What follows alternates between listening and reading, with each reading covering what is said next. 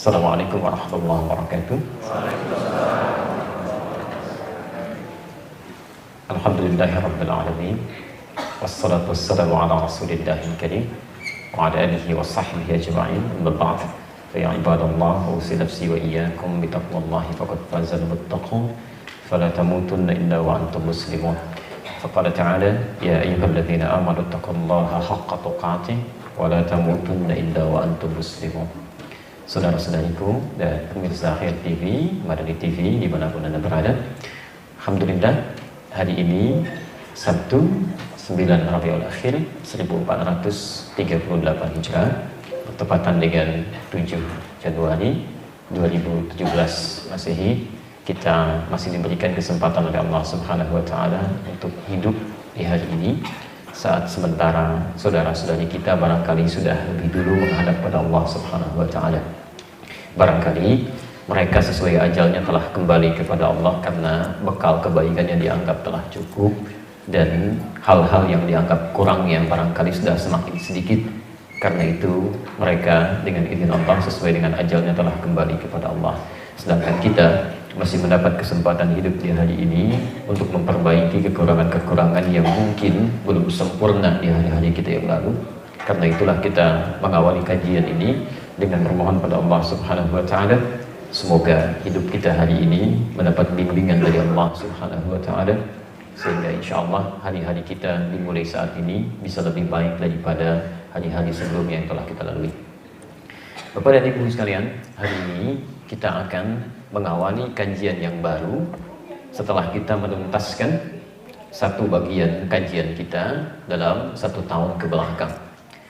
Hanya sebelum kita mulai kajian topik yang baru ini, saya akan memberikan satu frame umum dulu mengenai tuntunan Rasulullah SAW, dan ini penting sebagai penegasan dari Al-Quran tentang prioritas pembelajaran yang harus kita utamakan saat pertama kali kita akan belajar agama. Jadi mohon izin ya, tuntunan Al-Quran dan Sunnahnya itu tidak setiap ada taklim mesti kita ikuti. Ada prioritas-prioritas tertentu yang ditekankan oleh Al-Quran dan petunjuk Nabi yang justru itu harus kita utamakan. Jangan-jangan Anda sering ikut taklim tapi materinya tidak Anda butuhkan, sementara yang sangat diperlukan belum pernah digali, kan? Karena itulah kemudian nanti insya Allah kalau kita sudah tersambung, saya sudah buatkan PowerPoint-nya. Tadi saya sepanjang jalan ngetik, pas tiba di depan, pas selesai gitu ya. Ini saya sudah kopikan di sini. Nanti kalau ada di antara teman-teman yang ingin mengopi, saya persilahkan dan silahkan sebarkan kembali untuk mendapatkan kebaikan yang luas. Ya. Pertama, Quran surah ke-59 ayat ke-7, posisi paling kanan di pertengahan, di akhir ayatnya. Ini kaidah utama saat Anda akan mengerjakan apapun dalam kehidupan.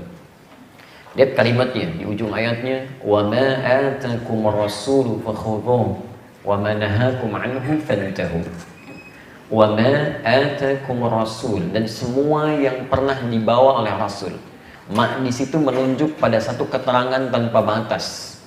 Jadi semua yang pernah dibawa oleh Rasulullah SAW sebagai contoh kehidupan kita, ya, pedoman hidup kita, apapun itu. Ya.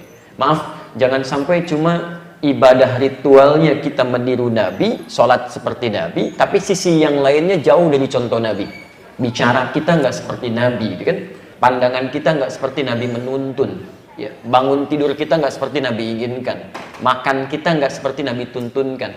Padahal Allah telah memilih beliau untuk menjadi tuntunan bagi hidup kita, untuk memudahkan hidup kita. Setelah Allah pilih, dihadirkan pada kita, kita nggak ikuti, ya kurang apa lagi untuk diberikan tuntunan. Ya. Karena itu ketika turun ayat ini, konsekuensi logisnya semua aktivitas yang kita kerjakan sepanjang petunjuknya ada pada Nabi, maka itu kita ambil.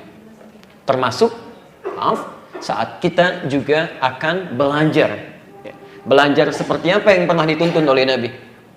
Tadi subuh kami sampaikan materi di salah satu masjid di Bekasi, itu pelajaran khusus tentang bagaimana cara menuntut ilmu berdasarkan petunjuk Rasulullah SAW. Nanti lain waktu bisa kita bahas bagaimana Nabi pernah mengajarkan para sahabat, Pak, cuma 40 orang di fase Mekah itu, di tempat yang sangat terbatas, dalam keadaan yang sangat genting, yang kalau diketahui para penuntut ilmunya tidak hanya diinterogasi, tapi masih bisa dieksekusi bahkan. Tapi 40 orang ini mendapat pengajaran khusus dari Nabi, itu bisa menjadi bintang dalam kehidupannya. Setiap satu orang kemudian pergi ke setiap tempat selalu memberikan dan membuka kebaikan-kebaikan di sana. Bahkan nanti sahabat Sa'ad bin Abi Waqqas radhiyallahu taala anhu saat ikut ekspedisi ke laut Cina Selatan, mengikuti nanti rombongan ekspedisi dari kerajaan Ethiopia yang dipimpin oleh Raja Najasyi, itu sempat mampir ke wilayah Baros, 414 km dari kota Medan, ke arah Tapanuli sana. Itu begitu singgah di situ, cuman singgah sekejap, tiba-tiba jadi Nusantara yang nilai keislamannya menyebar sampai sekarang.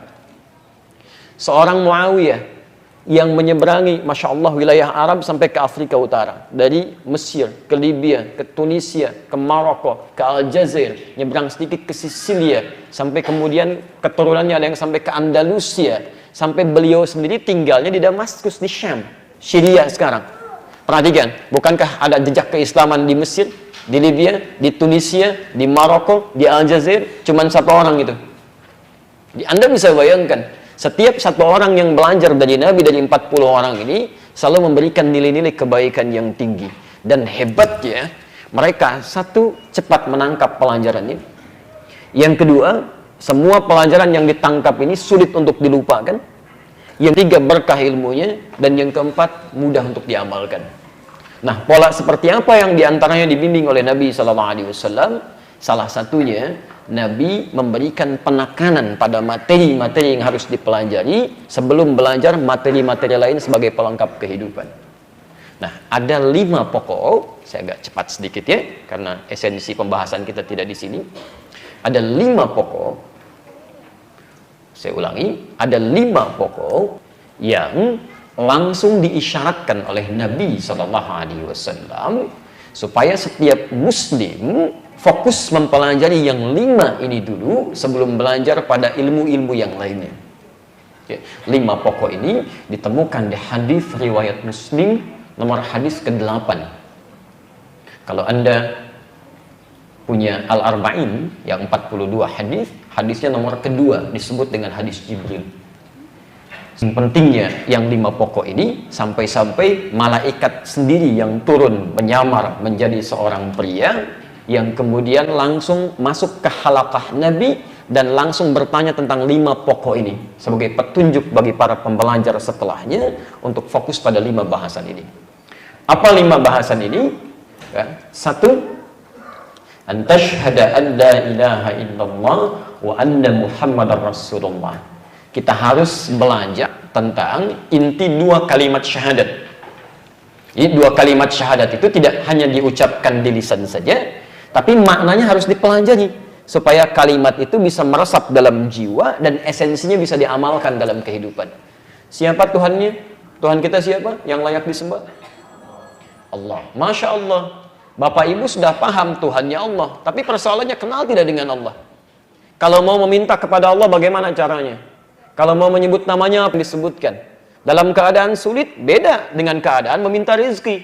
Beda dengan keadaan saat ada masalah. Beda dalam keadaan saat kita misalnya disakiti oleh orang lain. Ada nama-nama khusus yang melekat pada dirinya.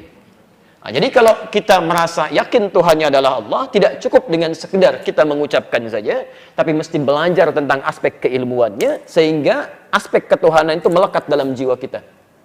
Orang-orang yang tidak belajar tentang ilmunya ini akan jadi persoalan. Diberikan supermi, pindah keyakinan.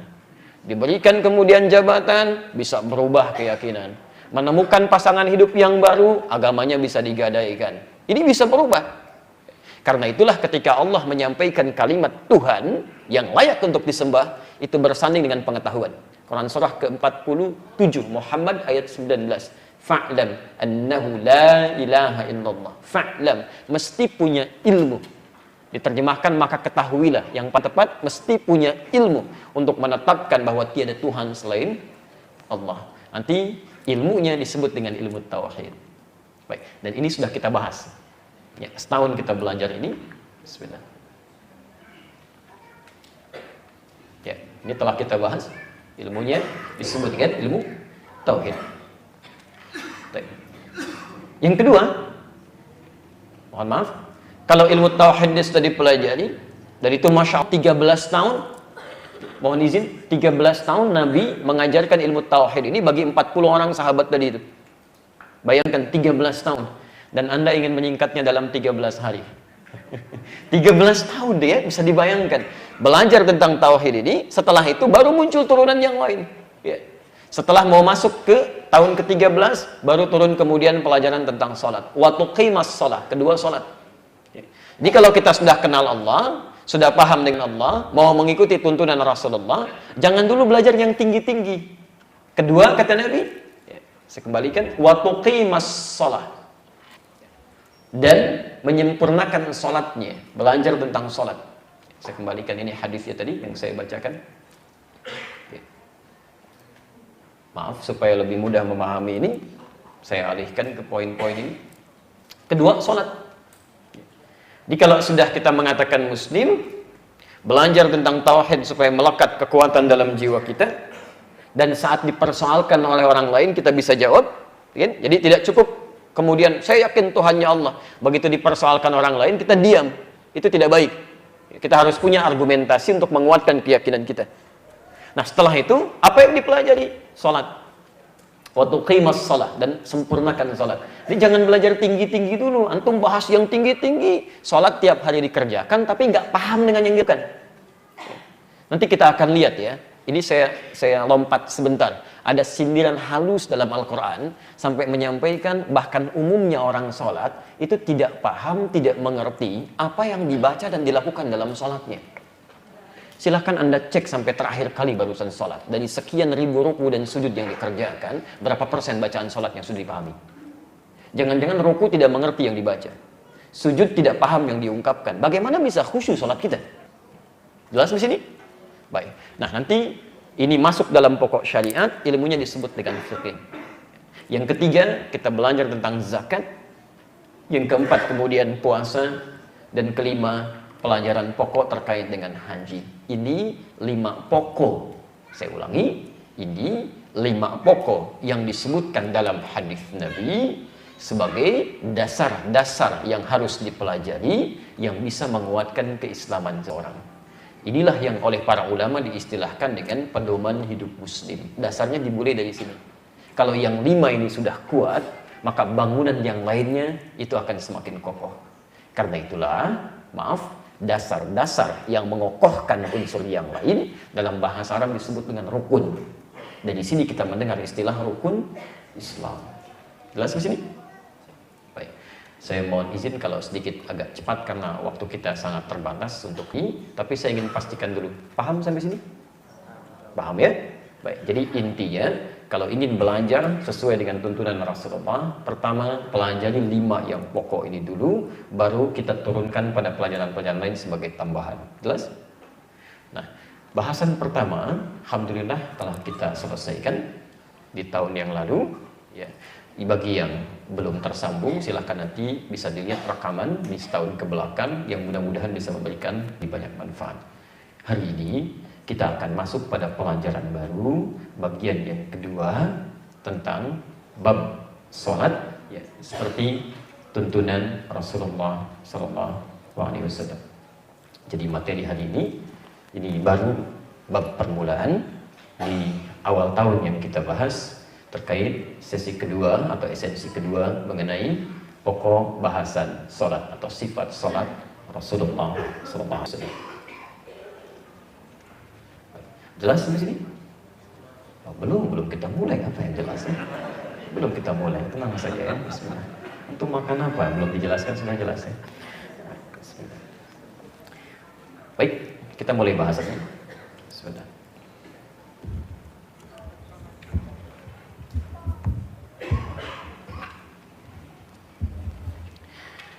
Bapak dan Ibu sekalian, kita mulai bagian pertama sebagai pengantar dulu. Ada satu konsep dasar dalam Al-Quran dan hadis-hadis Nabi SAW yang penting dipahami oleh setiap muslim yang sudah bersyahadat dan siap untuk menunaikan sholat dengan baik. Ya. Perhatikan konsep dasarnya. Pertama, semua kata sholat Itu pada umumnya. Saya ulang, pada umumnya di dalam Al-Quran dan hadis-hadis Nabi SAW itu selalu diawali dengan derivasi kata iqamah. Ya. Bisa berbentuk, bisa yuqim, yuqimun, aqim, aqimu, bisa. Itu selalu setiap ada kata sholat umumnya awalnya akan selalu diiringi dengan kata-kata ini. Ya. Saya beri contoh, kalimat sholat pertama Al-Baqarah ayat ketiga, posisi paling kiri di pertengahan. Perhatikan kalimatnya. Saya mau menulis ya, perhatikan sebentar.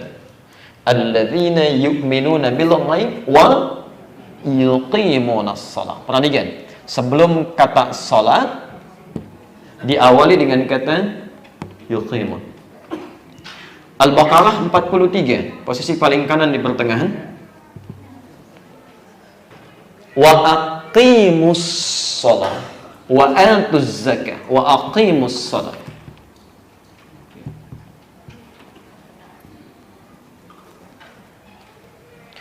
Quran surah 29 ayat 45, wa aqimis shalah wa aqimis shalah. Yang tidak pakai waw dengan kalimat sama, Quran surah ke-17 ayat 78, aqimis sholata liduluki syamsi. Selalu ada aqim, aqimu, yuqimun, yuqimu. Ini derivasi dari kata iqamah. Bahkan tidak cukup dengan ayatnya. Saat kita akan sholat pun kalimat ini dihadirkan lagi. Perhatikan, sebelum kita menunaikan sholat terlebih dahulu diadakan apa? Iqamah. Cuma orang Indonesia suka menyingkat menjadi qomat, gitu kan? Ya, qomat itu sebetulnya orang Arab ya belum paham dengan singkatannya. Ya, bahasa lengkapnya bukan qomat tapi iqamah. Iqamah. Ya. Di Arab juga ada singkatan Pak ya. Cuma kadang-kadang orang kita lebih kreatif. Yang nggak Arab, orang Arab nggak punya, kita bisa nyingkat tuh. Ya. Misal orang Arab punya singkatan. Saya beri contoh, bahkan kalimat-kalimat thayyibah, kalimat Quran itu ada istilah singkatan, tapi ketika diucapkan lafadznya disempurnakan.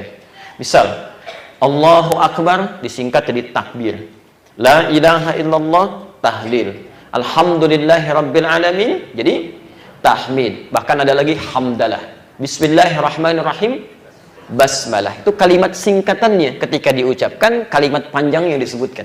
Ya. Mari kita mulai taklim kita dengan sama-sama membacakan basmalah.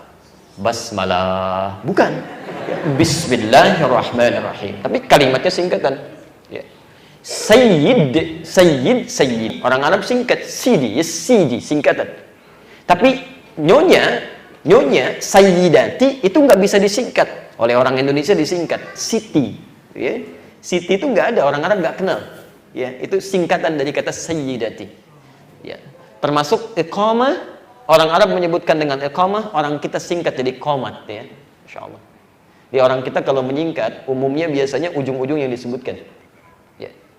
Dulu saya olahraga di Arab ya, dengan Abdurrahman, dengan Muhammad, dengan Ali. Begitu Ali bawa bola, itu lengkap kalimatnya. Ya Ali wazzi, kata orang Arab. Ali, tolong oper sini. Orang kita enggak. Li oper. Man oper ya. Di oper. Iqamat jadi apa? Iqamat. Perhatikan, bahkan saat akan sholat pun tidak cukup dengan dalil yang tertuliskan, tapi dengan dalil yang dibacakan. Iqamat. Saking pentingnya kalimat iqamat ini. Apa arti dari kata iqamat ini? Yang bisa jadi yuqimun, aqimu, aqim, dan seterusnya. Dan kenapa bersanding dengan kalimat sholat? Ini kaidah dasar yang ingin kami sampaikan. Kata iqamah secara singkat dari sisi bahasa berarti sesuatu yang sempurna. Saya ulangi, sesuatu yang sempurna, baik dari sifat ataupun sikapnya. Baik sifat ataupun sikapnya.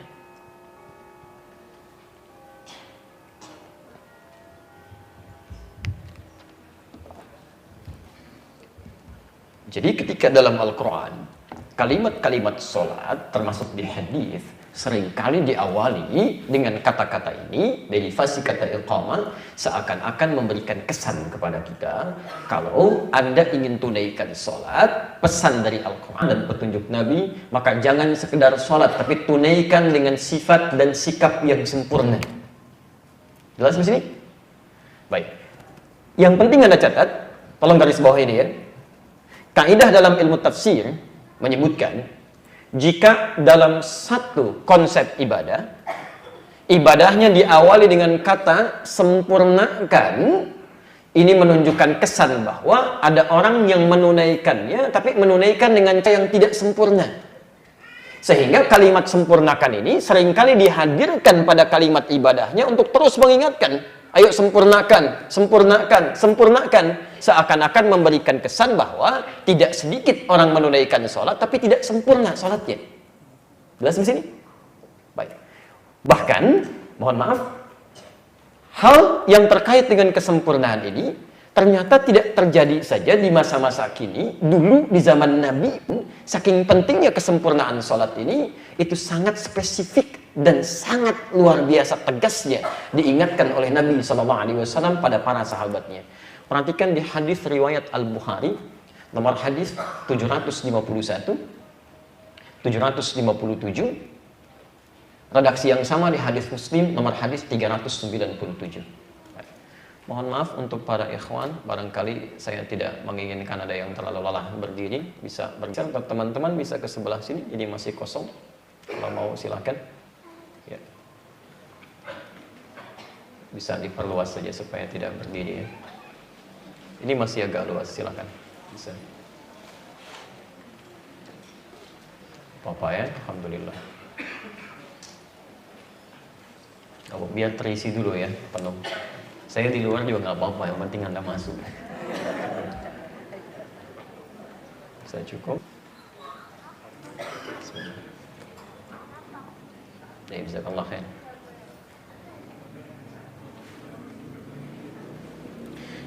Baik, saya kembalikan.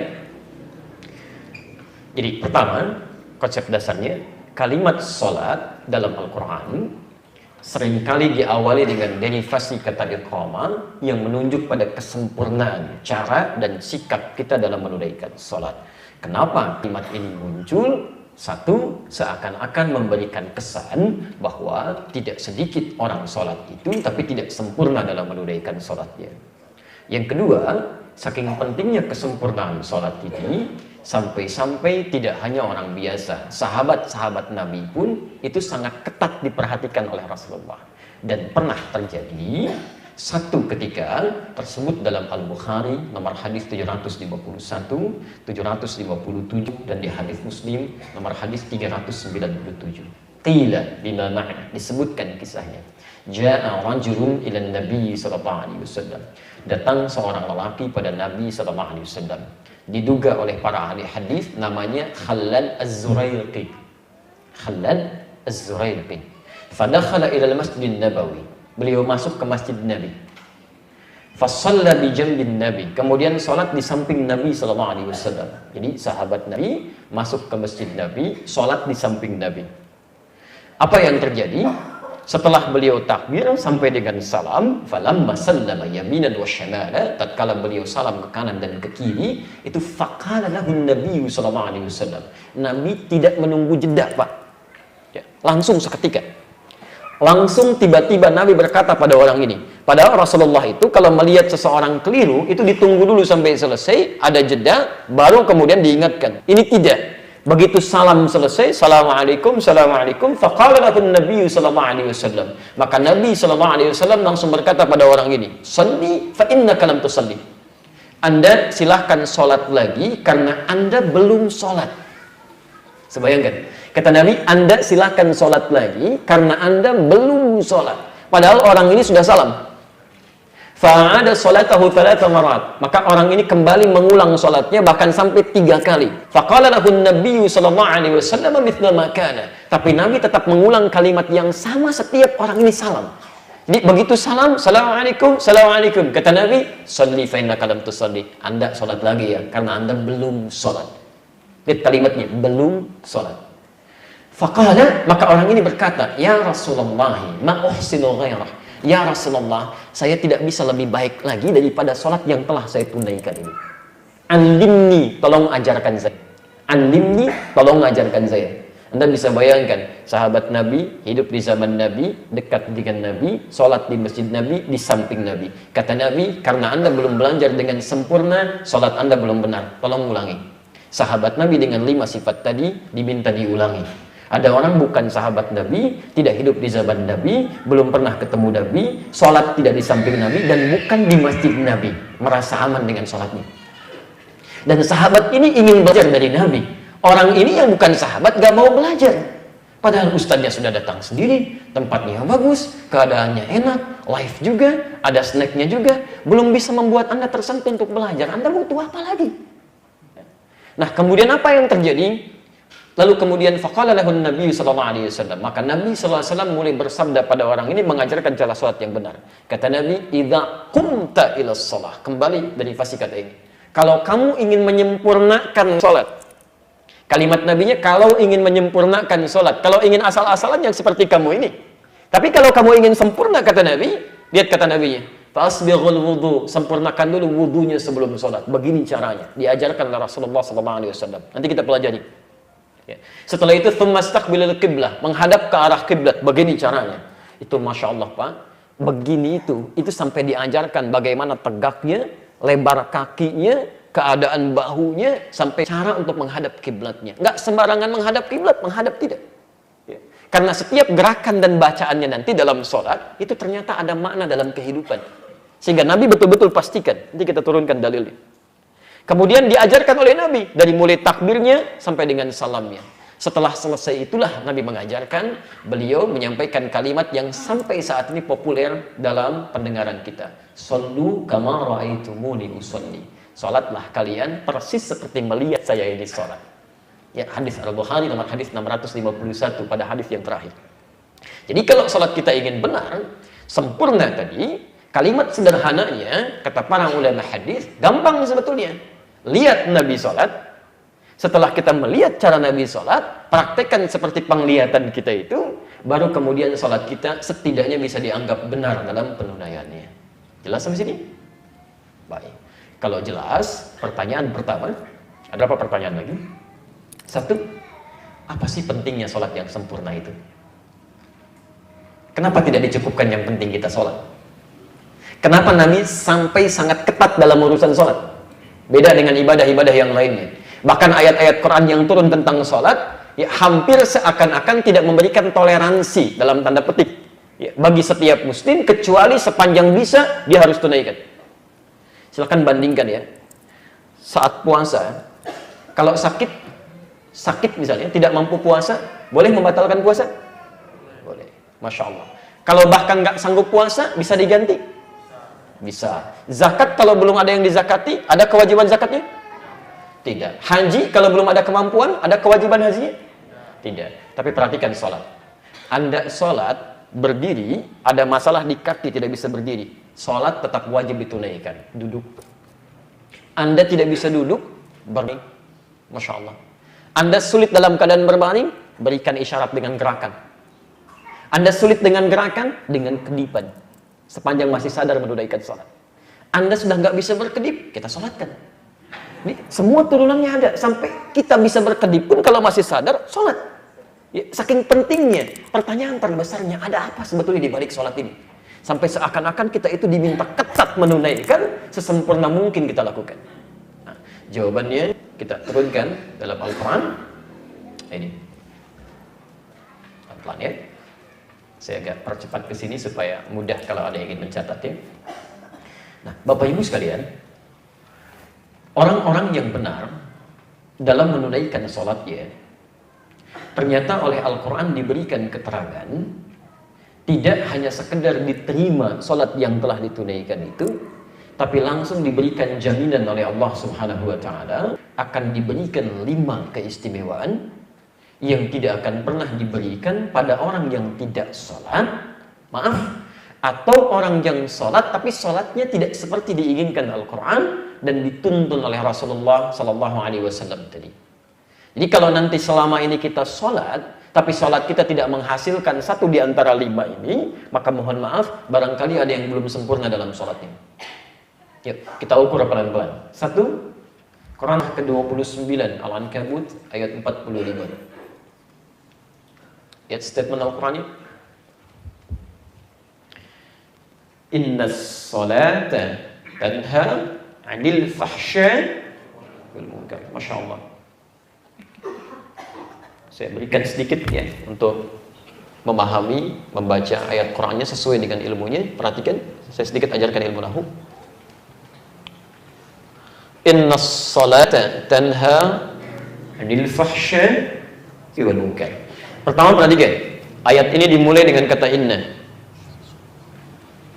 Saya terangkan di bulan lalu, kalau ada ayat Al-Quran diawali dengan huruf atau kata inna, itu artinya ayatnya tidak sekedar disampaikan informasi yang dimaksudkan, tapi kalimat ini bermakna penegasan yang menghilangkan keraguan.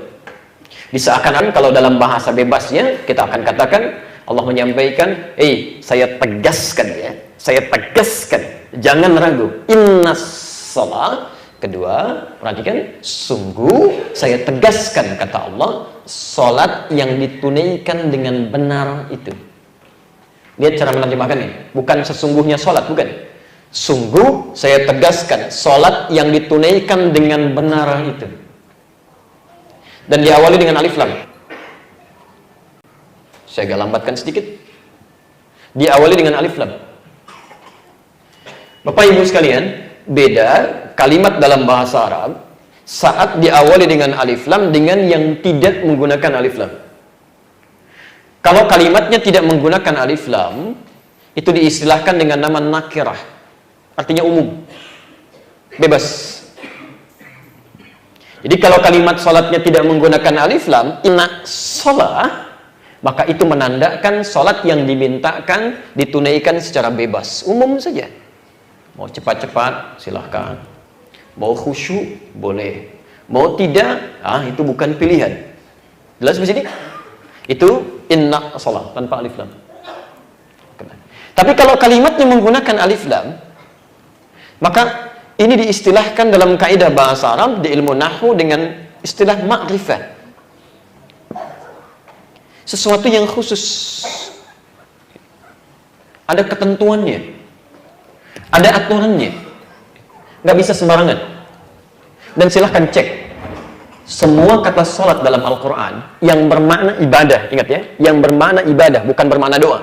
Semua kata sholat dalam Al-Quran yang bermakna ibadah, semuanya menggunakan alif lam.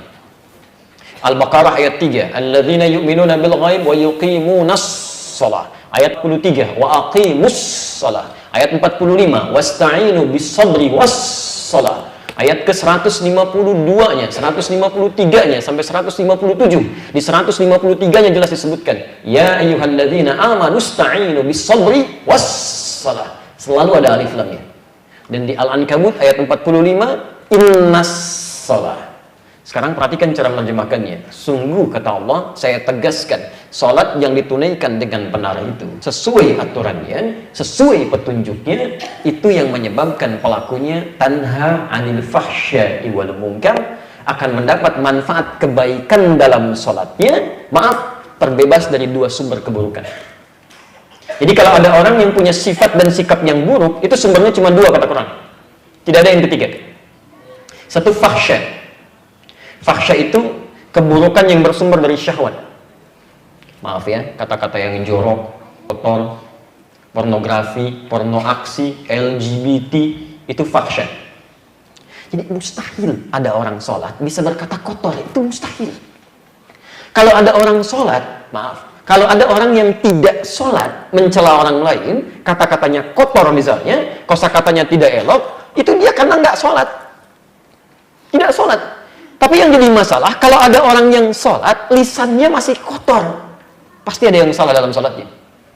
Pandangannya tidak punya filter, semua yang buruk dilihat. Ada yang keliru dalam sholatnya. Karena orang yang sholatnya benar itu, dari ujung kepala sampai ujung kaki ya, itu pasti terjaga dari perbuatan fahsya. Munkar, keburukan yang diingkari oleh hati. Sumbernya nafsu perut dan akal. Mencuri itu munkar. Korupsi itu mungkar. Ya, mohon maaf, berselisih itu mungkar, merampok itu mungkar, membunuh itu mungkar. Ini mustahil ada orang sholat bisa korupsi, mustahil. Mustahil ada orang sholat mencuri, itu mustahil. Kalau ada orang tidak sholat kemudian mencuri, karena memang nggak ada iman dalam jiwanya. Tapi kalau ada orang sholat masih bisa mencuri, ada yang salah dalam dirinya. Yang saya kadang-kadang tidak habis mengerti ini, saya nggak tahu kalau di An-Nur itu. Di beberapa tempat masih ada orang mau datang ke masjid, mau sholat, masih takut kehilangan sandalnya. Sampai dibikinkan rak tempat sandal ada tulisan, hati-hati dengan sandal Anda. Padahal mau sholat. Pasti ada yang keliru. Ada yang keliru. Karena silahkan perhatikan, sahabat-sahabat Nabi ketika turun ayat tentang sholat, dilatih tentang sholat, Masya Allah Pak. Yang keras jadi orang paling lembut. Bahkan menjadi ketegasan dalam kebaikan. Yang terpecah jadi menyatu lagi. Semua unsur kebaikan itu muncul. Yang sedekah tak terkira sedekahnya, yang menolong tak terkira pertolongannya. Bahkan orang-orang Ansor ketika kedatangan orang-orang Mekah Muhajirin itu Masya Allah. Sampai dilukiskan di Quran surah 59 ayat 9 sampai 10. Mereka akan memberikan apapun yang mereka miliki, walaupun pada hakikatnya mereka sendiri butuh pada pemberian itu. Itu nasi, tinggal satu piring, Bu. Ya, mereka sendiri belum makan, tapi karena melihat saudaranya terlihat kelaparan, itu nasinya diberikan pada orang lain dulu, sebelum sendirinya mengkonsumsi nasi tersebut. Anda bisa bayangkan, orang yang haus, datang kehausan, tiba-tiba diterima oleh orang yang bawa minuman. Orang yang lapar, diterima oleh orang yang bawa makanan. Yang paling hebat, orang jatuh fakir, tadinya kaya, Abdurrahman bin Auf, radhiyallahu ta'ala anhu, karena hijrah itu, diambil semua hartanya, beliau hanya boleh meninggalkan Mekah dengan pakaian yang melekat di badannya. Itu sampai Madinah, diterima oleh orang paling kaya di Madinah, sampai mengatakan kalimat hebat berikut. Kata beliau, akhil karim, sami'tu annaka kunta ghaniyan. Saudaraku yang mulia, saya dengar Anda pernah kaya saat di Mekah. Kalau ingin kaya lagi, silahkan ambil setengah kekayaan saya. Khudh bisfadali. Saya dengar Anda ditinggalkan oleh istri dan keluarga Anda. Kalau ingin menikah lagi, pilih perempuan paling cantik di Madinah. Saya fasilitasi dengan pernikahan itu. Anda bisa bayangkan sehingga turun ayat di situ memuji orang-orang Madinah. Wa yu'thiruna 'ala anfusihim walau kana bihim khassasah. Bahkan mereka bisa melebihkan untuk orang lain sekalipun dirinya memerlukan keadaan itu. Itu dilatih itu. Di mana sekarang kalimat-kalimat itu? Kita hafal ayatnya, mukmin satu dengan yang lainnya hadisnya kita paham, bagaikan satu bangunan, saling menguatkan. Kalau satu sakit jangan merasakan. Temannya kebanjiran cuma nonton. Ya. Ada yang videokan, tiba-tiba bikin status gitu kan. Hadisnya nggak ada. Satu. Ya. Jadi mohon maaf kalau selama ini kita sholat, tapi lisan kita masih kurang baik. Mata kita masih kurang baik. Apa fungsi mata? Masih ingat? Melihat yang baik-baik. Baik, jadi kalau orang sholat itu karena matanya sering melihat ke kiblat, maka dia akan pastikan begitu melihat yang baik-baik. Jadi kalau Anda sering sholat, tapi pandangan Anda masih melihat yang tidak baik, ada yang salah dalam sholatnya. Itu baru mata. Apa fungsi telinga? Apa fungsi lisan? Bicara yang baik-baik. Itu baru yang ada di kepala, belum yang ada di tangan, jemarinya, belum disampai dengan ke ujung kaki. Coba lihat tiap hari ya, pastikan sekujur tubuh kita yang akan bicara dan ditanya itu semuanya baik. Cek ya, dari kepala, kemudian turun ke tangan, pundak, ke lutut, kaki. Kepala, pundak, lutut, kaki. Dua. Saya agak cepat sedikit. Quran surah ke 20 ayat 14, ditafsir di Quran surah 13 ayat ke-28. Saya persingkat, orang yang sholatnya benar pasti akan ada dampak ketenangan dalam jiwanya. Dimaaf, orang yang sholatnya benar itu dampaknya ke jiwa pasti tenang. Ya, kita berikan kaidah. Quran surah ke-13 dulu ayat ke-28. Ala dzikrillahi tatma'innul. Yakinkan pada dirimu, kalau zikir Anda benar kepada Allah, zikir Anda benar kepada Allah, maka dampaknya ke hati akan ada ketenangan. Nah, kata zikir di dalam Quran itu bentuknya banyak. Misal, Anda membacakan kalimat thayyibah, ya. Subhanallah, alhamdulillah, Allahu akbar. Biasanya kan ba'da salat ya. Anda bacakan itu termasuk zikir. Dalilnya Quran surah 4 ayat 103, posisi paling kanan, sebelah atas ke tengah sedikit. Fa idza qadaytumus salata fadhkurullaha qiyaman wa qu'udan wa 'ala junubikum. Kalau Anda setelah tuntas mengerjakan salat, silahkan berzikir kepada Allah. Silahkan. Ya. Nah, jadi kalau Anda berzikir menggunakan kalimat thayyibah tadi, subhanallah, alhamdulillah, Allahu akbar, astaghfirullah, itu kalau zikirnya benar, ada dampak ke hati jadi tenang. Jadi yang diinginkan bukan berapa banyak Anda ucapkan. Ada yang 100, 1000, 10.000, tapi nggak ada dampak ketenangan pada jiwa. Ada yang keliru dalam pengucapan zikirnya, di lafadznya. Baca Al-Quran, itu zikir, Bu. Jadi kalau ibu sedang baca Al-Quran, itu ibu sedang berzikir. Bahkan Al-Quran sendiri disebut dengan zikir. Quran surah ke-15 ayat 9, posisi paling kanan di pertengahan. Inna nahnu nazzalna dzikra wa inna lahu lahafizun. Sungguh kami telah turunkan Al-Quran sebagai zikir. Quran surah 15 Al-Hijr ayat 9. Jadi kalau Bapak sedang baca Al-Quran, itu sedang zikir, Pak. Pengertiannya, fokus Bu ya. Kalau ibu sedang punya persoalan-persoalan yang membuat hati gelisah, kalau ingin cepat tenang, salah satu caranya, ayo ambil wudhu, buka mushaf, baca Quran. Itu pasti ke jiwa jadi tenang. Gak percaya silahkan, Pak. Anda punya masalah, daripada mengeluh ya, ambil wudhu, buka mushaf, baca Al-Quran. Itu jaminan Allah. Kalau benar baca Qurannya, walaupun solusi mendatang, setidaknya jiwa jadi tenang. Daripada mengeluhkan pada sesuatu yang tidak tepat. Ini aneh. Allah sudah berikan solusi, malah mencari obat yang tidak benar. Kata Quran, baca Quran, Anda malah bisikin status. Duh, gak nyangka ya tulis. Padahal nyangka tuh ketika Anda tuliskan. Tungguin komen orang lain. Anda nunggu komen orang aja udah gak tenang tuh. Lihat lagi. 2. Menghafal Quran, itu bagian dari zikir. Bahkan disebut 4 kali. Beda dengan cuma baca. Menghafal Quran itu 4 kali disebutkan. Di Quran surah 54. Ayat 17. Ayat 22. Ayat 32. Ayat 40. Walaqad yassarnal Qur'ana lidzikri, bukan lil hifdzi. Dan sungguh kami telah mudahkan Al-Quran untuk dihafalkan. Kalimat hafalnya pakai zikir. Jadi kalau orang menghafal Qurannya benar, penghafal Quran itu akan tenang. Tenang sekali. Ada musibah baik kecil atau besar, tenang. Pandangannya tenang, lisannya tenang, kehidupannya tenang. Jadi kalau ingin cepat ada ketenangan dalam jiwa, cobalah menghafal Quran. Gak banyak kok Pak, sehari seayat, gitu. Hari berikutnya 1 ayat lagi, tambah lagi, insya Allah akan ada perubahan. Ya. Tapi mohon izin Bu ya, kalau ibu punya anak atau cucu menghafal Quran tidak memberikan dampak ketenangan pada dirinya, ada yang salah dengan cara dia menghafal. Ada yang keliru.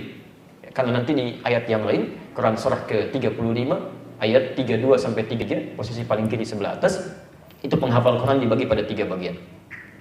Tapi nanti kita bahas lebih jauh lagi ya. Ada penghafal Quran yang zalim, ada penghafal Quran yang cukup untuk dirinya saja, ada penghafal Quran yang bisa berbagi kebaikan dengan orang lain. Nanti cek kira-kira diri Anda ada berada di mana. Yang paling menarik, puncak semua zikir itu ada pada sholat. Sholat itu puncaknya zikir. Bukan menghafal Quran, bukan baca Al-Quran, bukan membaca kalimat thayyibah, tapi puncaknya zikir itu terletak pada sholat. Quran surah ke-20 ayat ke-14. Wa aqimis sholata lidzikri, dan tunaikan salat dengan benar sebagai zikir kepadaku, kata Allah. Lidzikri, sebagai zikir kepadaku.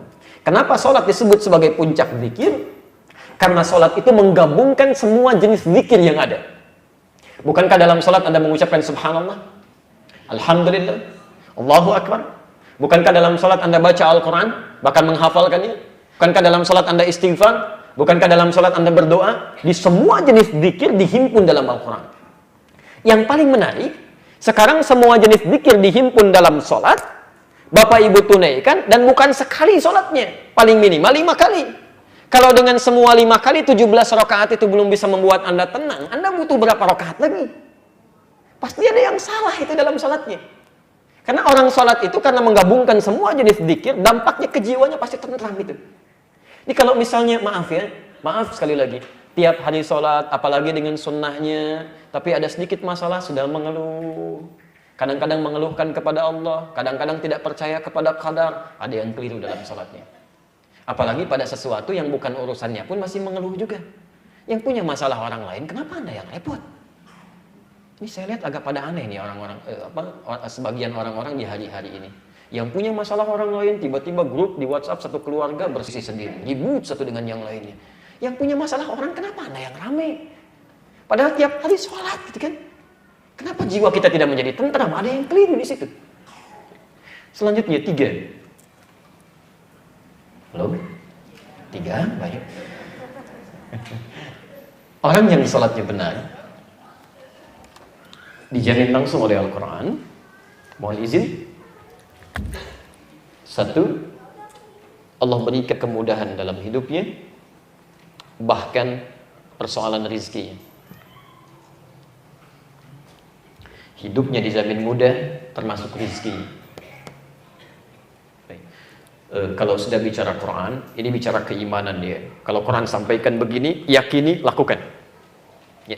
Allah berikan rumus sederhana. Quran surah ke-65. Di akhir ayat kedua, di awal ayat ketiga. Perhatikan kalimatnya. Saya berikan rumusnya. Bismillah. Wa may yattaqillaha. Siapa yang bisa meningkatkan takwanya kepada Allah. Lihat rumusnya. Wa may yattaqillaha, siapa yang bisa meningkatkan takwanya kepada Allah, yaj'al lahu makhraja, kami berikan kemudahan dalam setiap aktivitas yang ia jalani. Berikan jalan keluar.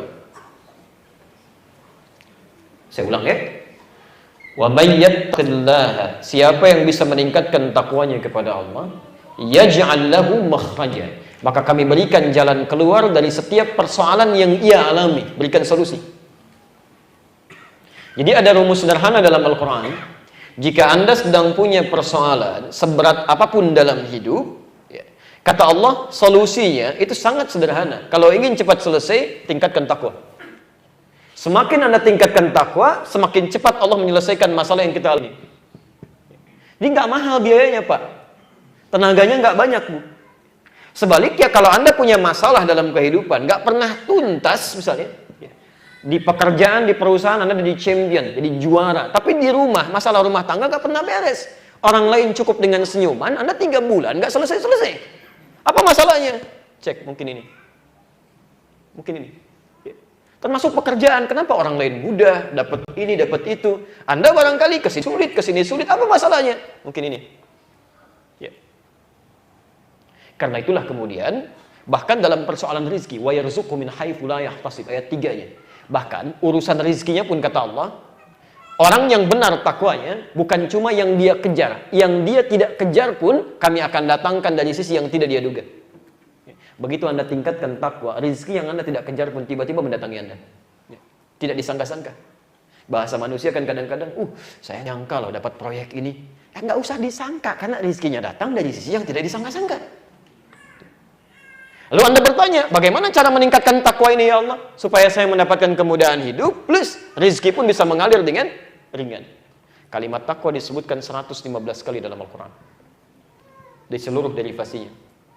Dan kalimat takwa pertama disebutkan di Quran, surah kedua Al-Baqarah, ayat 2-3. Dzalikal kitabu la raiba fi hudal lil muttaqin. Siapa orang takwa muttaqin di sini? Ayat 3-nya. Alladzina yu'minuna bil ghaib wa yuqimunas shalah.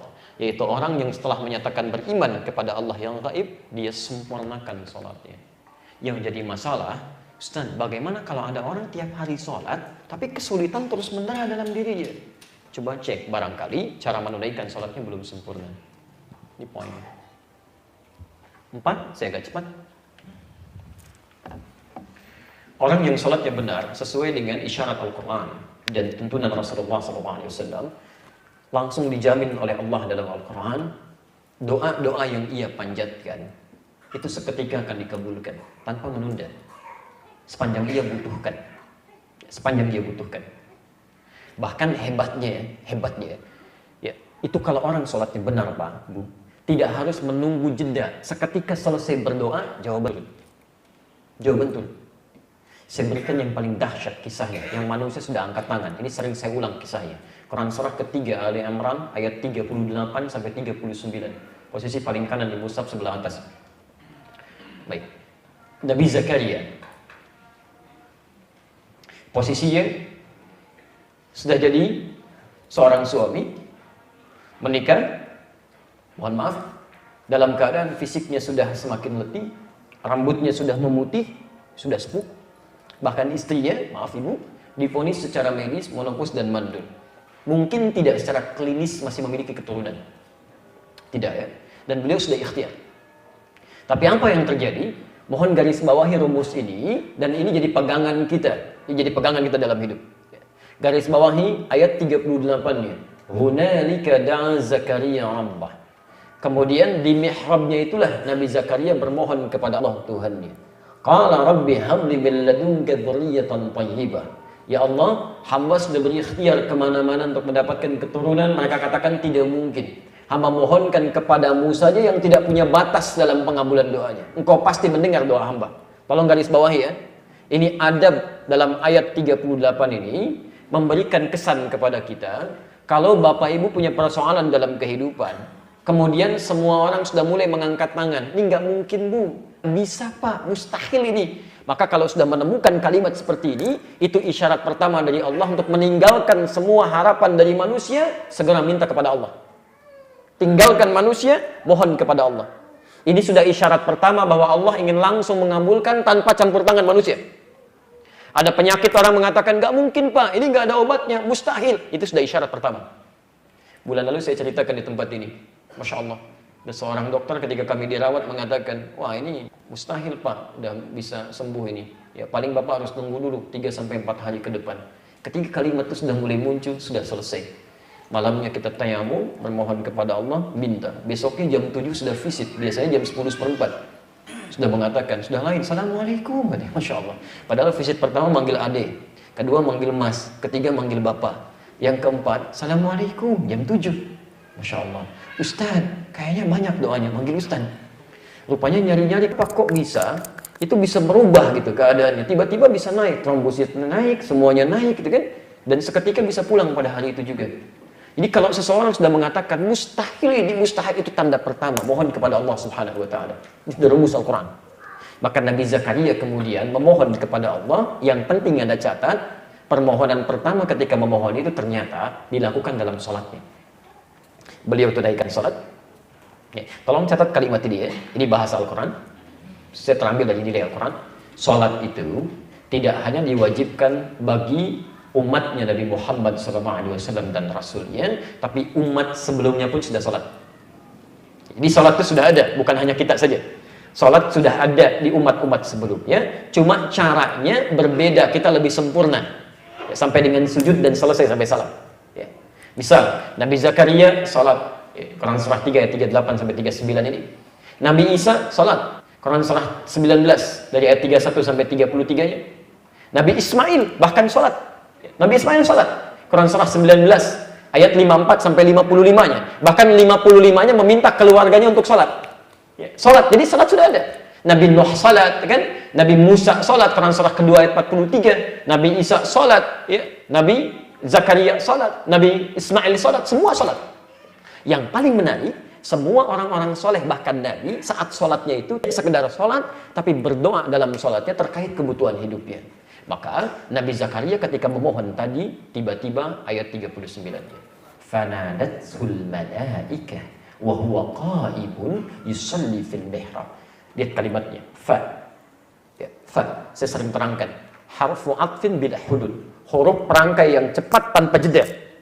Jadi begitu doanya dipanjatkan, ya Allah, saya mohon anugerahkan keturunan dari sisimu saja ya Allah. Engkau yang maha mendengar doa saya. Itu baru selesai doanya, sholatnya belum selesai. Tiba-tiba langsung turun malaikat menyampaikan, Annallaha yubashshiruka biyahya. Allah kasih kabar gembira, doa Anda dikabulkan, Anda akan punya anak, bahkan namanya langsung dari Allah, Yahya. Dari kata Al-Hayy, artinya hidup. Yang mustahil terlahir dari rahim seorang perempuan yang divonis monopus dan mandul bayi yang hidup, kata Allah tidak ada yang mustahil. Kamu jadi dan hidup. Kapan itu terjadi? Wa huwa qa'imun yusalli fil mihrab. Masih berdiri dalam salatnya. Salatnya belum selesai. Nah, sekarang perhatikan anugerahnya untuk kita ya. Mohon maaf, jangan-jangan selama ini salat nggak pernah kita manfaatkan. Ya. Tadi Nabi siapa yang minta kepada Allah? Zakaria. Sebelum salat minta tidak? Baik. Saat salat minta? Dikabulkan? Nabi Zakaria sholat dulu, minta dikabulkan. Umatnya Nabi Muhammad SAW sebelum sholat bahkan ditunggu oleh Allah, mau minta apa? Sebelum sholat, karena keutamaan Nabi dan umatnya. Ya. Jadi Nabi Muhammad itu sangat istimewa dan umatnya pun istimewa. Umatnya Nabi Musa, nabinya ada, tongkatnya ada, ya, tongkat mukjizatnya ada, semuanya ada. Nabinya masih kelihatan, belum yakin juga dengan Rabbnya, masih meminta untuk melihat Allah. Nabi Isa kurang apa lagi? Dirinya mukjizat, bisa menghidupkan yang mati dengan izin Allah, mengusapnya jadi mukjizat. Belum yakin juga, nabinya dikejar-kejar mau dibunuh. Umatnya Nabi Muhammad nggak lihat nabinya, beriman juga. Antum pernah lihat nabi? Tidak, tapi antum mau beriman. Makanya diberikan keistimewaan yang tidak diberikan pada umat-umat sebelumnya. Di antaranya apa? Sebelum menunaikan sholat sudah ditunggu oleh Allah mau minta apa yang dibutuhkan dalam kehidupannya. Quran surah kedua ayat 45 sampai 46. Posisi paling kanan di tengah sampai ke bawah. Surah kedua Al-Baqarah ayat 45 sampai dengan 46. Ini intinya di 45. Tafsirnya ada di hadis riwayat Abu Daud. Nomor hadis 649. Hadisnya qudsi. Perhatikan. Fokus, agak sabar sedikit ya. Ayat 45. Wasta'inu bis-sabri was-salah. Masya Allah. Bis-sabri was-salah.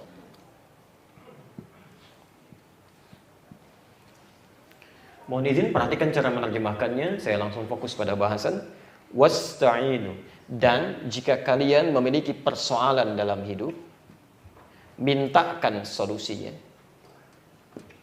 Mintakan solusinya pada Allah. Bis-sabri, satu, caranya dengan cara sabar dulu terima masalah tersebut. Fokus ya. Jadi kalau sedang ada masalah, jangan mengeluh. Firman Allahnya cuma satu pilihannya, nggak ada yang kedua, sabar. Terima dulu dengan sabar. Alhamdulillah ya Allah, Engkau titipkan masalah kepada saya, bukan kepada orang lain. Bukankah dengan masalah itu ada pahala? Bukankah dengan sabar ada kebaikan? Dimohon izin, kalau ada masalah seberat apapun, tolong terima dengan sabar. Konsep sabarnya tidak cukup dikatakan Pak, mesti belajar ilmunya. Nanti di edisi lain kita bahas, silahkan cek nanti cara sabarnya di Quran surah ke-2 ayat 155 sampai 157, posisi paling kiri sebelah atas ke tengah. Yang kedua di Quran surah kedua ayat 286. Awas, harus paham caranya ya, tidak cukup dengan disampaikan saja. Kamu sabar, sabar, sabar. Iya, mah kan sudah 100 kali dari kemarin disebutkan sabar, sabar. Belajar ilmunya, bagaimana cara sabar itu? Ya. Iya, saya sabar. Tapi sabar masih nangis juga. Kan? Sabar masih mengeluh juga. Orang sabar itu pasti nggak akan ada keluhan lagi. Ya, tidak ada keluhan, tidak ada ratapan. Selesai. Konsepnya di sini. Ya. Di pertama, terima dengan sabar. Ya. Caranya, Quran surah kedua ayat 155 dan Quran surah kedua ayat 286. Saya sebutkan satu aja supaya lebih cepat ya. Simpel saja. Di antara cara yang paling cepat, Anda bisa buka Al-Baqarah ayat 286. Awas, hati-hati ya, hati-hati. Anda tidak bisa mendapatkan solusi sebelum yang pertama ini dilewati. La yukallifullahu nafsan illa wus'aha. Lihat kalimatnya. La yukallifullahu nafsan illa wus'aha. Tidak mungkin Allah menguji seorang hamba dengan satu persoalan hidup di luar batas kemampuannya. Jadi kalimat Quran pertama yang harus kita tanamkan untuk menghadirkan kesabaran, kalau sedang diuji dengan masalah tertentu, seberat apapun, kata Al-Quran, yakinkan pada diri kita, kita memang sanggup mengatasinya. Karena mustahil Allah memberikan ujian yang kita tidak mampu. Jadi kalau ibu sedang diuji dengan masalah, termasuk hari ini misal Pak, seberat apapun, itu tandanya cuma Anda yang mampu, yang lain nggak bisa. Makanya dititipkan kepada Anda, bukan pada yang lain. Ini mustahil Allah menguji kalau kita nggak mampu. Jelas ya? Jangan mengeluh karena kita yang mampu, yang lain tidak. Tapi juga jangan terlalu berlebihan, bikin status, memang cuma saya yang mampu, yang lain tidak. Dia cukup yakinkan. Terima kasih ya Allah, Kau titipkan kepada saya, alhamdulillah bukan pada yang lain. Itu satu poin. Dan yang kedua, ingat yang paling penting ini, Al-Baqarah 155 itu ya. Baik. Walanabluwannakum bisyai, terus kehidupan yang kedua. Walanabluwannakum bisyai, dan setiap orang yang hidup pasti kami akan uji dengan masalah. Jadi hidup itu akan selalu bersanding dengan ujian. Tidak ada orang hidup yang tidak diuji. Hidup itu akan selalu bersanding dengan ujian, dengan masalah. Jadi tidak ada orang hidup yang tidak punya masalah, pasti punya masalah itu. Coba lihat tuh ya, ini wajah-wajah ada yang tenang, menulis, pegang handphone. Setenang-tenangnya Bapak Ibu, mustahil nggak punya masalah sekarang. Ya, barangkali juga ada yang sedang punya masalah belum selesai, ada yang di rumah, di kantor, macam-macam. Setiap yang hidup pasti punya masalah. Di sepanjang Anda punya kehidupan, diberikan ujian oleh Allah, itu artinya fitrah kehidupan kita. Jadi kalau ada orang hidup nggak punya masalah, ada yang aneh dalam kehidupannya. Perlu dipertanyakan, siapa sebetulnya dia itu? Karena sepanjang dia hidup, pasti punya masalah. Pasti itu. Jelas ya? Baik. Hati-hati. Ya, persamaan terbaliknya. Ketika seseorang misalnya tidak mendapatkan masalah lagi, tidak ingin punya masalah, itu tandanya berakhir hidupannya. Wafat. Hanya saat meninggal, persoalan selesai. Jelas? Yang kemudian tinggal hisab dia didapatkan. Jadi kalau ada orang mengatakan misalnya, saya tidak ingin punya masalah dalam kehidupan. Artinya, ingin cepat meninggal. Saya mau tanya dulu, Bapak Ibu ingin punya masalah atau tidak ingin punya masalah? Sudah selesai. Jelas ya? Dan pilihannya cuma sabar. Makanya di Al-Baqarah 155-nya pun di ujungnya ditutup. Wabasyiris sabirin. Dan berikan kabar gembira pada orang sabar. Ini hebat ayat ini. Kalau Anda punya masalah, biasanya mengeluh atau gembira? Sedih atau gembira? Ayat ini mengatakan orang yang bisa sabar, anehnya, orang sabar itu ketika punya masalah malah gembira, malah senang. Lihat bahasa Qurannya, wabasyiris sabirin, berikan kabar gembira pada orang sabar. Jadi kalau Anda bisa menerapkan sabar dalam setiap persoalan, malah gembira. Gembira. Karena orang sabar itu yakin begitu ada masalah, ini pahala sedang Allah berikan pada saya. Sedang Allah berikan pada saya. Kalau sehari nggak dapat pahala, rugi orang ini, malah bingung dia. Itu Masya Allah.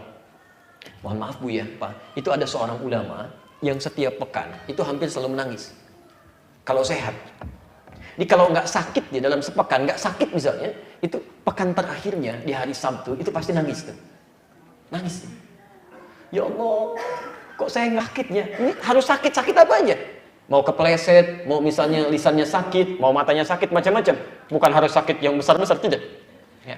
Karena beliau merasa, bukankah sakit itu bisa menggugurkan dosa-dosa kecil? Dengan istighfar.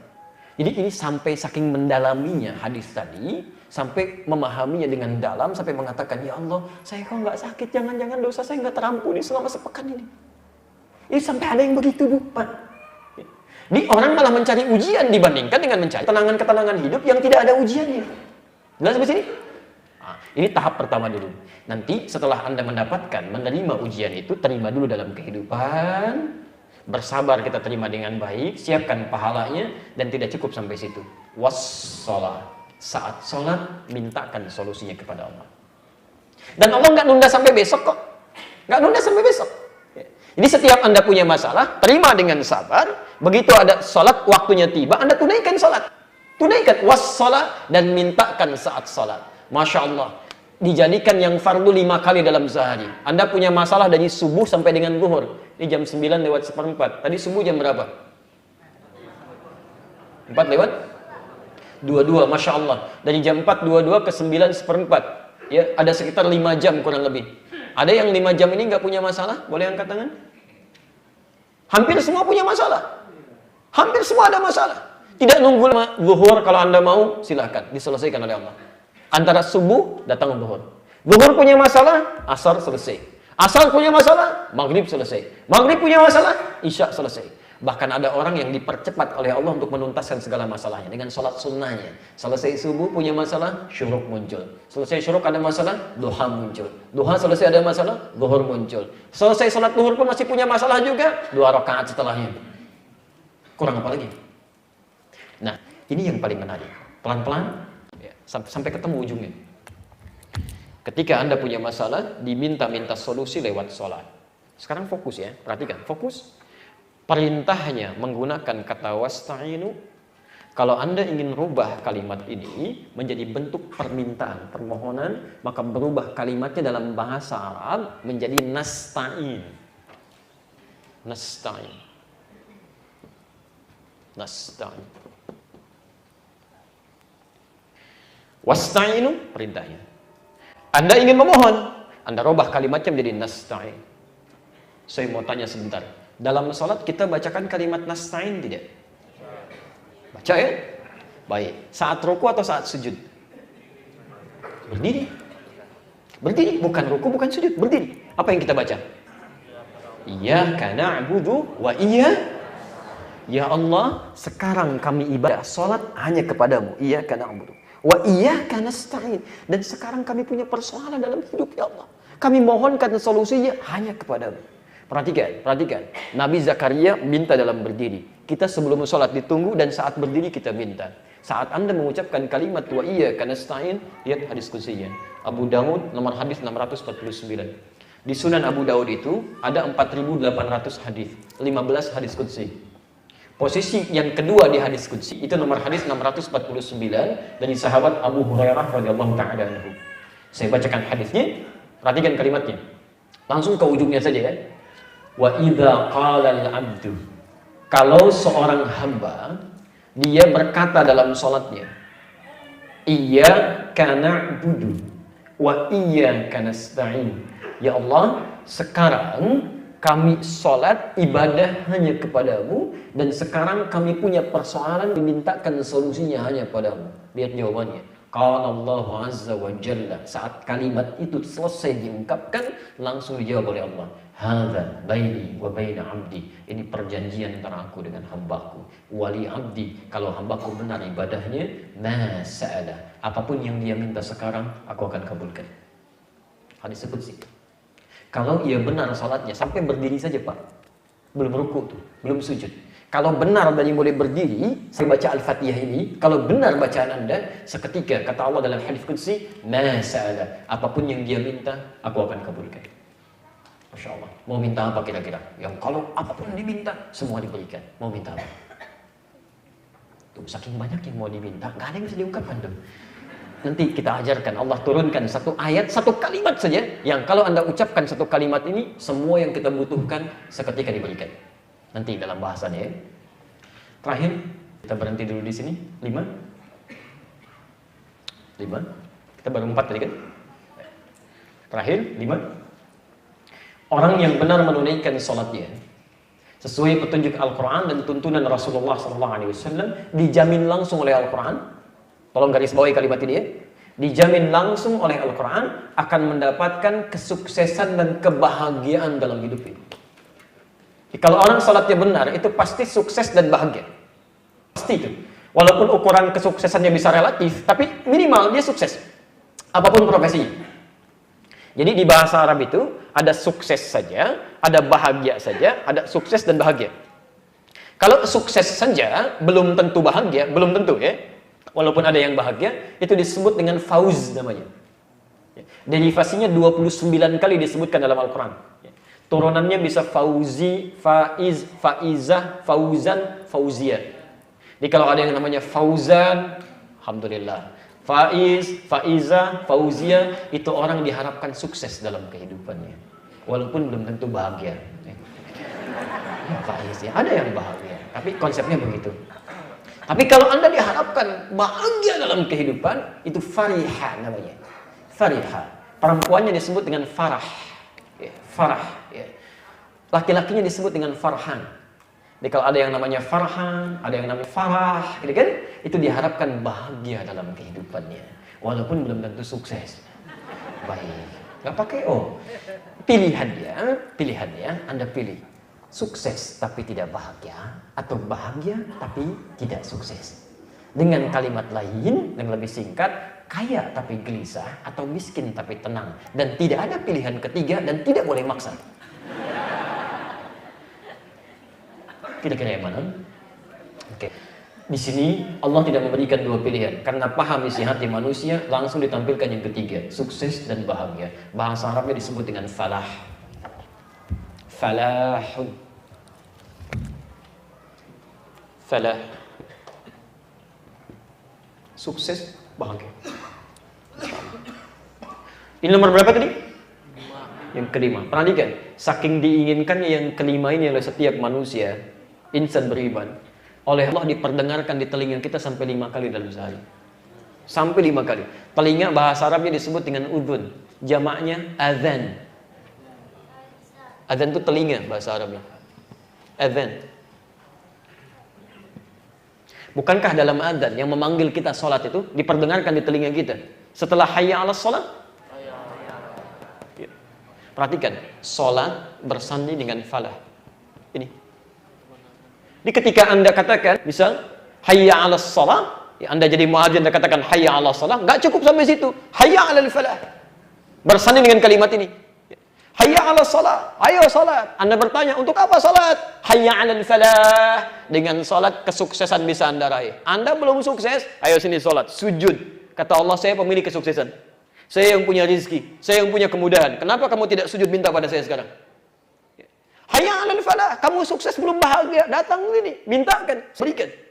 Falah. Karena itu mohon izin ya, para ulama sering mengungkapkan dua sandingan ini. Kalau ada dalam kehidupan, orang-orang belum mendapatkan kebahagiaan, kesuksesan, macam-macam, tolong cek, mungkin ini yang bermasalah. Ya. Dan kalimatnya langsung bersanding, dempet. Kalau bersanding itu dekat atau jauh? Dekat. Artinya, orang-orang yang selalu mendekatkan dirinya dengan sholat akan dekat dengan kebahagiaan.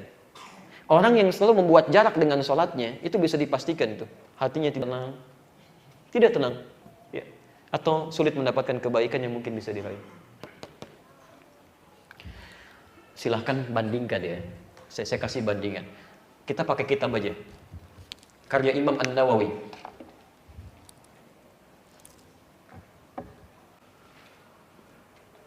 Baik, beliau menulis kitab, sering saya sampaikan kitab ini sebelum menuliskan Al-Arba'in, kan? Kemudian menuliskan Riyadhus Shalihin 1896 hadis.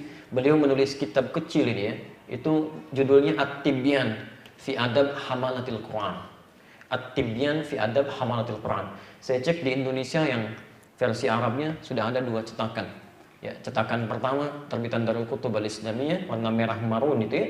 Anda buka halaman 38, posisinya paling kanan di paragraf yang pertama sebelah kanan pojok baris 1 sampai 2. Kalau Anda punya cetakan kedua warna kuning terbitan Darul Nafais, Anda lihat halaman 47 paragraf ketiga baris 1 sampai 7, posisi di sebelah kiri paling bawah. Di situ dikisahkan bagaimana sahabat-sahabat Nabi yang sangat sukses dalam aktivitasnya. Uthman bin Affan pebisnis, Abdurrahman bin Auf, Tamim Ad-Dari, dan sahabat yang lainnya. Anda tahu apa yang terjadi? Bisnis mereka begitu sukses, begitu nyaman kehidupannya, begitu bahagia. Bahkan asetnya Uthman bin Affan radhiyallahu taala anhu sampai hari ini masih ada di Madinah. Sampai hari ini masih ada. Beliau pernah membeli sebuah sumur yang dimonopoli oleh orang-orang Yahudi. Begitu mau minum, bayar. Minum, bayar. Singkatnya dibeli oleh Sayyidina Uthman bin Affan radhiyallahu taala anhu. Semua sumurnya dari setengah dibeli keseluruhannya, plus pohon kurma yang ada di sekitarnya, kebunnya dibeli sekalian. Diwakafkan untuk kepentingan umat Islam. Singkatnya saat ini, area itu dijadikan sebagai bagian dari perhotelan, sedang dibangun sekarang. Tapi sejak buah-buah kurma itu tumbuh, disedekahkan untuk kepentingan orang-orang Islam. Itu asetnya disimpan bank Saudi saat ini di atas namakan sahabat Uthman bin Affan radhiyallahu taala. Sampai hari ini masih ada. Abdurrahman bin Auf itu kayanya terlukiskan, Pak, Bu. Kapaknya saja terbuat dari emas. Abdurrahman bin Auf, kapaknya saja. Orang terkaya sekarang Bill Gates itu nggak ada apa-apanya bila dibandingkan dengan Abdurrahman bin Auf. Abdurrahman bin Auf kapaknya terbuat dari emas. Bill Gates itu belum tentu punya kapak. Silahkan cek. Itu luar biasa, asetnya luar biasa. Tapi Anda mesti catat, apa yang paling mereka harapkan dalam kesehariannya bukan mendapatkan pendapatan dunia, bukan itu kecil. Yang diharapkan bagaimana cepatnya muncul waktu malam supaya bisa bermunajat dalam sholat tahajudnya. Disebutkan oleh Imam An-Nawawi, bahkan dalam tahajudnya bisa sampai menghatamkan Al-Quran. Anda bisa bayangkan, ahli surga dekat dengan Nabi. Uthman bin Affan itu menikah dengan 2 putri Nabi. 2 putri Nabi bergelar Dzun Nurain yang mendapatkan 2 cahaya. Ahli surga, sahabat Nabi, menantu Nabi, dekat dengan Nabi, kaya, asetnya sampai sekarang masih ada, tidak meninggalkan tahajud dalam aktivitas bisnisnya, bahkan bisa menghatamkan Quran dalam salat tahajudnya. Anda bukan sahabat Nabi, keponakan Nabi juga bukan, tidak pernah menikah dengan anaknya Nabi, tetangga Nabi juga bukan, surga belum dijamin. Masya Allah, adab masih luar biasa diperbaiki, ya, hisab masih menegangkan, amalan masih berantakan. Jangankan tahajud, salat fardu masih ketinggalan. Dan cita-cita Anda ingin bahagia, Anda siapa? Anda sehat? Ada sesuatu yang kurang tepat di sini. Mari kita sambut tahun baru dengan membuat resolusi. Tahun ini mesti lebih baik daripada tahun sebelumnya. Allahu Akbar, salat subuh kesiangan. Tahajud gak ditunaikan karena kebanyakan teori pada malam harinya. Rame kembang api diurusin. Masya Allah, kan? Halo, jelas? Nah, kan? Jadi Nah, 5 ini saya berhenti dulu di sini. Mari kita cek sampai dengan hari ini. Bila sholat telah kita tunaikan tapi 1 sampai 5 ini belum kita dapatkan, atau 1 di antara 5 belum diraih, sholat perilaku kita masih buruk, ya, mohon maaf, sholat hati belum tenang, bahkan lampu mati nggak tenang. Urusan lampu mau mati mau hidup, kenapa Anda yang tidak tenang? Kan Masya Allah, sholat doa belum terkabul-kabul, ya, kemudahan belum datang, sholat kebahagiaan kesuksesan belum diraih. Apa yang salah? Mungkin ada yang keliru dalam sholatnya. Dari sini mau saya tutup dulu, saya mau akhiri dulu sebentar. Jika ada orang sholat belum mendapatkan 1 di antara 5 ini, penyebabnya hanya 1 di antara 3. Dan bahasan sholat kita akan dimulai dengan membahas 3 hal ini. 1, umumnya orang sholat tidak khusyuk dalam sholatnya. Umumnya orang sholat tidak khusyuk dalam sholatnya. Nanti kita turunkan dalil-dalilnya. 2, umumnya orang sholat, tidak paham, tidak mengerti apa yang dibaca dan dilakukan dalam sholatnya. Umumnya orang sholat tidak paham, tidak mengerti apa yang dibaca dan dilakukan dalam sholatnya. Dan yang ketiga, umumnya orang sholat memberi kesempatan pada setan untuk menggodanya. Ini yang agak aneh itu. Memberi kesempatan pada setan untuk menggodanya. Dan kalau pembahasan ada yang khusus, saya bahas tentang bab setan, ya. Harus kita kenali, kalau nggak kenal bagaimana menghindarinya. Ada 8 jenis setan, sampai 9 yang harus diwaspadai. Nanti kita bahas, nanti saya hadirkan kitabnya. Ada acuan kitabnya itu, ya, ada acuan kitabnya. Termasuk, sekarang sedang ramai berita hoaks, ya. Ada setan hoaks itu. Betul, setan yang melekatkan berita-berita bohong itu ada, dan sempat diingatkan oleh Nabi sampai keluar hadis-hadis Nabi di situ. Ada, ya, namanya metun atau mesut, ada, itu setan hoaks itu. Ya, hati-hati. Jadi dia menyampaikan kepada orang lain bisikan-bisikan yang buruk, minta untuk disebarkan. Sampai Nabi mengatakan, penyebar berita palsu itu sama dengan pembuatnya. Ya, sama dengan pembuatnya. Dan bisa disebut pendusta, itu berbahaya. Nanti kita hadirkan dalam bahasan yang khusus. Ya, hati-hati. Dan orang sholat pun itu punya setan khusus yang memang ditugaskan oleh induk setan, yaitu iblis, untuk menggoda orang-orang sholat. Yang paling bahaya kalau setan ini berada di masjid, karena tugasnya menjadi 2. Tugasnya menjadi 2. 1, menggoda orang sholat. Yang kedua, menggoda DKM masjid. Betul, Pak, nanti satu saat kita bahas. Kalau masjidnya belum jadi, itu orang senang itu sampai jadi. Tapi setelah jadi, kenapa sering muncul persoalan-persoalan di situ? Sering kali masjid sudah jadi, muncul persoalan. Karena orang yang kemudian dititipi oleh Allah untuk merawat masjid tidak belajar fikih masjid, akhirnya tidak waspada. Ya, Khanzab nama setannya. Khanzab. Nah, kita belum belajar tentang cara sholatnya. Kita baru belajar tentang pembukanya. Nanti kita akan lanjutkan dalam bahasan selanjutnya berdasar 3 poin tadi. Bagaimana mendapatkan sholat yang khusyuk sesuai petunjuk Al-Quran dan Sunnah Rasulullah. Bagaimana memahami bacaan dan gerakan sholat seperti yang diajarkan Nabi. Plus cara menghindari setan saat kita sedang menunaikan sholat. Ya, ini yang akan jadi bahasan kita. Dan mohon izin, nanti bahasan kita akan sangat padat.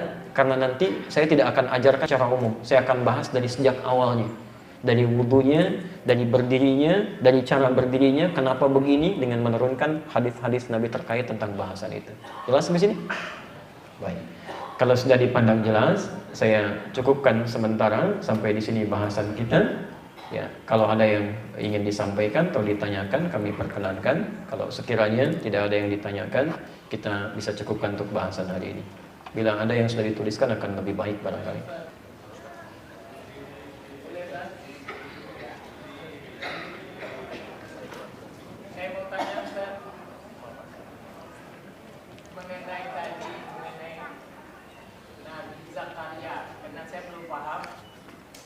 Zakaria memohon keturunan. Yang kedua, Nabi Zakaria memohon bahwa bagaimana saya punya anak, saya sudah tua, istri saya sudah tua dan mandu. Jadi berarti yang satu min, yang satu plus. Yang kedua, apakah dukun walinya setan? Mohon jelasannya. Baik. Waalaikumsalam warahmatullahi wabarakatuh. Pertama, Quran surah ke-19, Quran surah 19, surah Maryam, Di ayat yang kedua sampai dengan ayat yang ke-10 ya. Posisi paling kanan di atas sampai dengan ke bawah. Itu kalimat yang tadi Bapak sampaikan. Ya, setelah kalimat pertama kaf ha ya ain sad dzikru rahmati rabbika 'abdahu Zakaria. Itu kisah Nabi Zakaria-nya. Ayat 3-nya idnana rabbahu nidaan khafiyya. Selanjutnya rabbi inni wa halal 'azmu minni washta'ala ra'su syaiba wa lam akum bidu'aika rabbi syaqiyya. Ya Allah, ini rambut saya sudah memutih, fisik saya sudah letih, tapi saya tidak pernah putus asa dalam berdoa kepadamu ya Rabb. Sedangkan istri saya pun divonis tidak mungkin punya keturunan, mandul. Karena itu saya mohonkan kepadamu. Kalimat ini dalam bahasa Arab itu bukan dipahami dengan kalimat silbi, kalimat negatif. Cara Bapak membacanya dengan ilmu balaghah namanya. Mubalaghah. Bahasa Quran itu bahasa tingkat tinggi. Ilmu khusus untuk membaca bahasa ini diantaranya ilmu balaghah, punya 3 turunan ilmu lagi. Pertama ilmu ma'ani, kedua ilmu bayan, ketiga ilmu badiah. Dan bahasa ini ada beberapa bab lagi yang bisa dipelajari. Ma'ani adalah cara memilih kata-kata yang sesuai dengan aspek yang dibutuhkan. Jadi kalau kita ingin minta yang biasa, kalimatnya normal. Kalau minta ingin yang luar biasa, kalimatnya lebih tinggi lagi. Bagaimana cara memilih kata-katanya? Ini ilmunya. Kata-kata sudah dipilih, tapi bagaimana cara menyampaikan supaya jelas dipahami, mudah untuk kemudian dicerna. Ini ilmunya bayan. Baik. Jelas saja tidak cukup, karena ada orang yang jelas disampaikan tapi bisa tersinggung. Tolong rapatkan safnya ya. Apa nggak ngerti juga? Rapat saf itu bisa mencegah setan masuk. Bapak belum paham juga. Memang kedengarannya jelas, tapi mohon maaf, bikin hati bergoncang gitu. Ya. Nah itu harus ditambah dengan ilmu badi. Badi itu ilmu menghias kata sehingga diterima dengan lebih menyenangkan. Nah, kalimat Nabi Zakaria tadi menggabungkan 3 jenis ilmu ini. Maka beliau mohonkan kepada Allah dengan kalimat-kalimat pilihan kata yang indah, disampaikan dengan bahasa permohonan yang tulus, plus menggunakan kata kiasan, majas namanya. Ya. Lihat kalimat kiasannya. Ya Allah, orang-orang mengatakan saya tidak mungkin punya keturunan. Di bahasa bebasnya. Sedangkan saya punya keyakinan hanya Engkau yang bisa memberikan tanpa batasan. Ya. Lihat, ini kan kalimat pembuktian. Memohon kepada Allah dengan kalimat pembuktian. Ingin membedakan antara makhluk dengan Allah. Seakan-akan kalimatnya berkata, saya yakin Engkau beda dengan makhluk. Kalau makhluk mengatakan tidak mungkin, bagimu tidak ada yang tidak mungkin. Kalau kepada yang tidak mungkin saja tidak dikabulkan doa saya, kepada siapa lagi saya mesti memohon? Itu kalimatnya innaka sami'ud du'a. Di kalimat ini bukan kalimat negatif yang disampaikan, tapi kalimat permohonan untuk menunjukkan kuasa Allah yang beda dengan makhluk. Ilmunya disebut dengan ilmu balaghah. Jelas di sini? Baik. Mengenai apakah dukun walinya adalah setan, bisa jadi ya. Ya, sangat iya. Quran surah ke-2 Baqarah ayat 257. Posisi paling kanan sebelah atas. Allahu waliyyul ladzina amanu yukhrijuhum minadh dhulumati ilan nur walladzina kafaru awliya'uhum taghut yukhrijunahum minan nuri ila dhulumat. Perhatikan, Allah akan jadi wali ya, yang dekat dengan orang-orang yang beriman. Setiap dia punya kesulitan yang membuat dia gelap, dia akan dibimbing menuju cahaya-cahaya kebaikan. Jadi semakin Bapak Ibu dekat dengan Allah, semakin mudah mengatasi kehidupan. Sekalipun Anda punya persoalan yang membuat mata Anda gelap, dada Anda sesak, kalau Anda dekat dengan Allah, akan segera dikeluarkan dari situasi itu. Cahaya langsung diberikan. Syaratnya bangun kedekatan dengan Allah. Cara membangun kedekatan dengan Allah pertama kali disebut dengan sholat. Karena itu ibadahnya disebut sholat dari kata silah. Silah itu hubungan erat yang tidak terpisahkan. Ya, jadi terhubung erat yang sulit dipisahkan. Kenapa sholat disebut dengan sholat? Karena sholat yang benar bisa melatih Anda untuk terhubung dengan Allah sehingga sulit dipisahkan dalam keadaan apapun. Makan ingat Allah, minum ingat Allah, kerja ingat Allah. Beda yang minum ingat Allah dengan yang minum tidak ingat Allah. Kalau minum tidak ingat Allah, apa saja bisa diminum. Kalau minum ingat Allah, mustahil menyentuh minuman yang tidak disukai oleh Allah. Pegang dengan tangan kanan, akan diminum dia baca bismillah. Begitu selesai dia baca alhamdulillah. Dilakukan dalam keadaan duduk. Itu yang ingat Allah. Jelas sampai belum jawab pertanyaan Bapak. Ya? Baik, saya teruskan dulu. Jadi poin pertama, kalau Anda dekat dengan Allah, maka kebaikan diberikan. Tapi persoalannya, ada dekat dengan, ada orang yang dekatnya bukan dengan Allah, tapi orang-orang yang menyimpang dari Allah. Penyimpangannya disebut dengan tagha. Orangnya disebut dengan taghin, jamaknya disebut dengan taghut. Jadi makhluk yang sangat menyimpang dari Allah itu disebut dengan taghut. Makhluk pertama kali yang menyimpang dari ketentuan Allah disebut dengan iblis. Taghut pertama itu iblis. Dalilnya Quran surah ke-18 ayat ke-50, posisi paling kanan di pertengahan. Wa idh qulna lil malaikati isjudu li adama fasajadu illa iblis kana minal jinni fafasaqa an amri rabbih. Dan ingatlah ketika kami perintahkan semua makhluk, malaikat, jin, semua sujud kepada Adam sebagai penghormatan. Ini perintah saya. Semua sujud kecuali iblis. Siapa iblis itu? Asalnya jin yang sangat taat. Cuman karena menyimpang dari ketentuan Allah, dirubah namanya menjadi iblis. Dari kata balasa. Ada labisa, ada balasa. Kalau labisa, yang baik menutup yang tidak baik. Kenapa baju kita disebut dengan libas? Karena ini menutup aurat yang tidak ingin ditampakkan. Gak baik dilihat orang. Tapi kalau balasa, yang jelek menutup yang baik. Makhluknya disebut dengan iblis yang tertutupi. Kenapa iblis disebut dengan iblis? Karena sifat-sifat baik yang selama ini dia tenun tertutup oleh keburukannya sehingga menutupi seluruh bagian dari tubuhnya. Makhluk ini disebut dengan iblis. Hanya sombong yang dia munculkan itu bisa menutup semua kebaikan yang pernah dia lakukan. Hati-hati. Hati-hati. Nah, iblis ini taghut pertama kali. Dia turunkan dan dia janjikan kepada Allah, ya Allah, saya pastikan bukan cuma saya akan menyimpang. Saya akan goda semua makhluk-makhlukmu itu ya Allah. Dari depannya, dari kanan, dari belakangnya, dari kanannya, dari kirinya. Dan saya pastikan tidak akan kau dapati kebanyakan mereka bersyukur kepadamu. Maka mulai dia berjanji kepada Allah. Di Quran surah ke-7, dari ayat ke-16 sampai dengan ayat 19-nya itu. Bukan lagi di An-Nisa itu, surah yang keempat, dari ayat 116 sampai dengan ayat 119-nya. Disebutkan lagi di Al-Hijr itu, dari ayat ke-28 sampai dengan ayat ke-40-nya. Dia janjikan, saya pastikan saya akan goda setiap anak cucu Adam supaya menyimpang darimu. Karena itulah kemudian dia mulai goda anak cucu Adam. Dia ikutkan, ayo menyimpang, tinggalkan sholat, minta kepada bebatuan, minta kepada pohon, minta kepada binatang, minta kepada macam-macam. Setelah itu mulai ada kalimat-kalimat dan jampe-jampe dan sebagainya. Muncullah istilah manusia dengan nama dukun, tukang sihir, santet, macam-macam. Sumber utamanya dari iblis. Jadi kalau Bapak katakan, apakah itu bisa dikatakan walinya adalah setan? Iya. Tapi ingat, setan itu nama sifat. Sifat. Sedangkan makhluknya itu bisa berwujud jin, iblis, bisa berwujud manusia. Bisa manusia. Setan itu dari kata syaitana, setiap yang jauh dari Allah. Syaitana. Sifatnya disebut dengan syaitan. Kalau melekat pada seseorang. Hati-hati, bisa bentuknya jin, bisa manusia. Makanya ketika Anda bermohon kepada Allah dengan surah yang paling banyak dihafalkan dan paling favorit, An-Nas. Lihat, Qul a'udzu birabbin malikin ilahin min syarril waswasil khannas. Waswas yang datang dari iblis, setan yang membisikkan dengan sifat khannas. Enggak terasa, tiba-tiba terbisiki aja. Ya.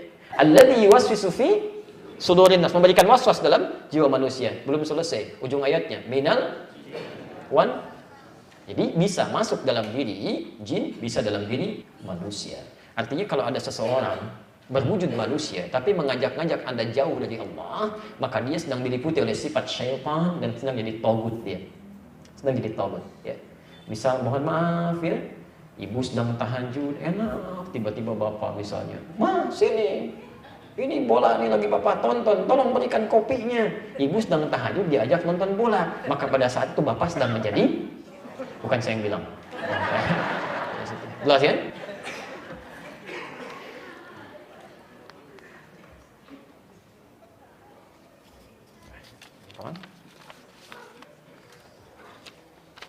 Bismillah. Assalamualaikum warahmatullahi wabarakatuh. Assalamualaikum warahmatullahi wabarakatuh. Ustaz, duduk sejenak sesudah sujud, apakah kuat dalilnya Ustaz? Masya Allah. Kita belum mulai sholat, antum sudah duduk ya sebelum salam. Ini kelas advance ini. Baik, duduk sejenak sebelum salam. Kuat dalilnya. Sangat kuat. Ya, kuat dalilnya. Jadi mengenai persoalan duduk disebut dengan duduk istirahat. Ya, duduk istirahat atau duduk jilsatul raha. Al-Bukhari nomor hadis 828 dari Ibnu Umar radhiyallahu taala anhuma, ya. Yang selanjutnya nanti kita perdalam lagi termasuk dengan i'timadnya. Pertama kita terangkan dulu tentang duduk setelah sujud. Ada 3 jenis duduk setelah sujud, ya. Dari hadis Ibnu Umar radhiyallahu taala anhuma dari Al-Bukhari nomor hadis 828, kana Rasulullah sallallahu alaihi wasallam idza qa'ada fi rak'ataini, adalah Rasulullah sallallahu alaihi wasallam jika beliau duduk di setiap 2 rakaat. Qa'ada al iftirash, duduknya iftirash. Duduknya iftirash. Apa duduk iftirash itu? Asna rijlahul yusra, ya, beliau memasukkan kaki yang kirinya dilipat, jadi sela pantat itu, wa qa'ada 'alaiha, kemudian diduduki. Nanti saat prakteknya kita praktekkan. Jadi yang kirinya dilipat begini, kemudian diduduki. Ya, diduduki. Belum selesai. Wa kana mu'tadilan, badannya tegak. Di iftirash itu bukan miring kanan kiri, jadi badannya tegak, diduduki seperti ini. Ya, jelas di sini? Baik, ini yang iftirash. Kemudian wa kana fil akhirati, sedangkan beliau duduk di rakaat yang terakhir alat tawarruk, duduknya tawarruk, lebih santai. Di kaki yang tadinya dilipat diduduki, yang lebih dilonggarkan ke sini. Ya, dilonggarkan ke arah sini melewati betisnya, duduknya tidak di kaki lagi tapi di tempat ya berdirinya, kan? Duduk seperti ini. Jelas ya? Dan biasanya agak miring sedikit. Ini tawarruk namanya, santai. Di ada duduk iftirash, duduk tawarruk. Nah, dalam keterangan Al-Bukhari di hadis yang lain disebutkan, kana Rasulullah sallallahu alaihi wasallam, adalah Rasulullah sallallahu alaihi wasallam idza rafa'a ra'sahu min as-sajdati tsaniyah, jika beliau bangkit dari sujud yang keduanya. Sujud yang keduanya, ya, sujud yang kedua. Jadi bangkit dari sujud kedua, kemudian beliau bangkit, jalasa, beliau duduk sejenak, wa'tamada 'alal ardi tsumma qama. Kemudian i'timad itu menopang ke bumi, bersandaran seperti ini, kemudian baru bangkit lagi. Di setiap sujud yang kedua, ya, beliau kemudian duduk sejenak, setelah itu menopang seperti ini ke bumi, baru kemudian bangkit lagi, naik. Ya. Nah, saat duduk ini, duduknya senak, kalimatnya jalasat, duduk singkat sejenak. Seperti apa duduknya? Disepakati oleh para ulama, duduknya dalam keadaan iftirash. Karena itu saya terangkan iftirash dulu, bukan tawarruk dulu. Ya. Saya terangkan iftirash, duduknya iftirash, setelah itu beliau i'timad, meletakkan tangan ke bumi begini, baru kemudian bangkit. Itu hadisnya kuat, disepakati oleh para ulama. Bahkan Imam Asy-Syafi'i membuat bab khusus tentang masalah ini sampai ke i'timadnya di kitab Al-Um, juz yang pertama halaman 116. Kemudian di kitab Talhis Al-Habir, Talhis Al-Habir, Anda juga bisa temukan ya, di jilid yang ketiga bersamaan dengan Al-Majmu di nomor 392 pembahasannya. Di Al-Majmu karangan Imam An-Nawawi di jilid yang ketiga pembahasan nomor 421. Yang paling lengkap pembahasan Imam Asy-Syafi'i. Karena yang di sini ini hanya membahas persoalan tentang intimadnya saja. Tapi Imam Asy-Syafi'i membahas dari mulai duduknya sampai dengan intimadnya. Ya.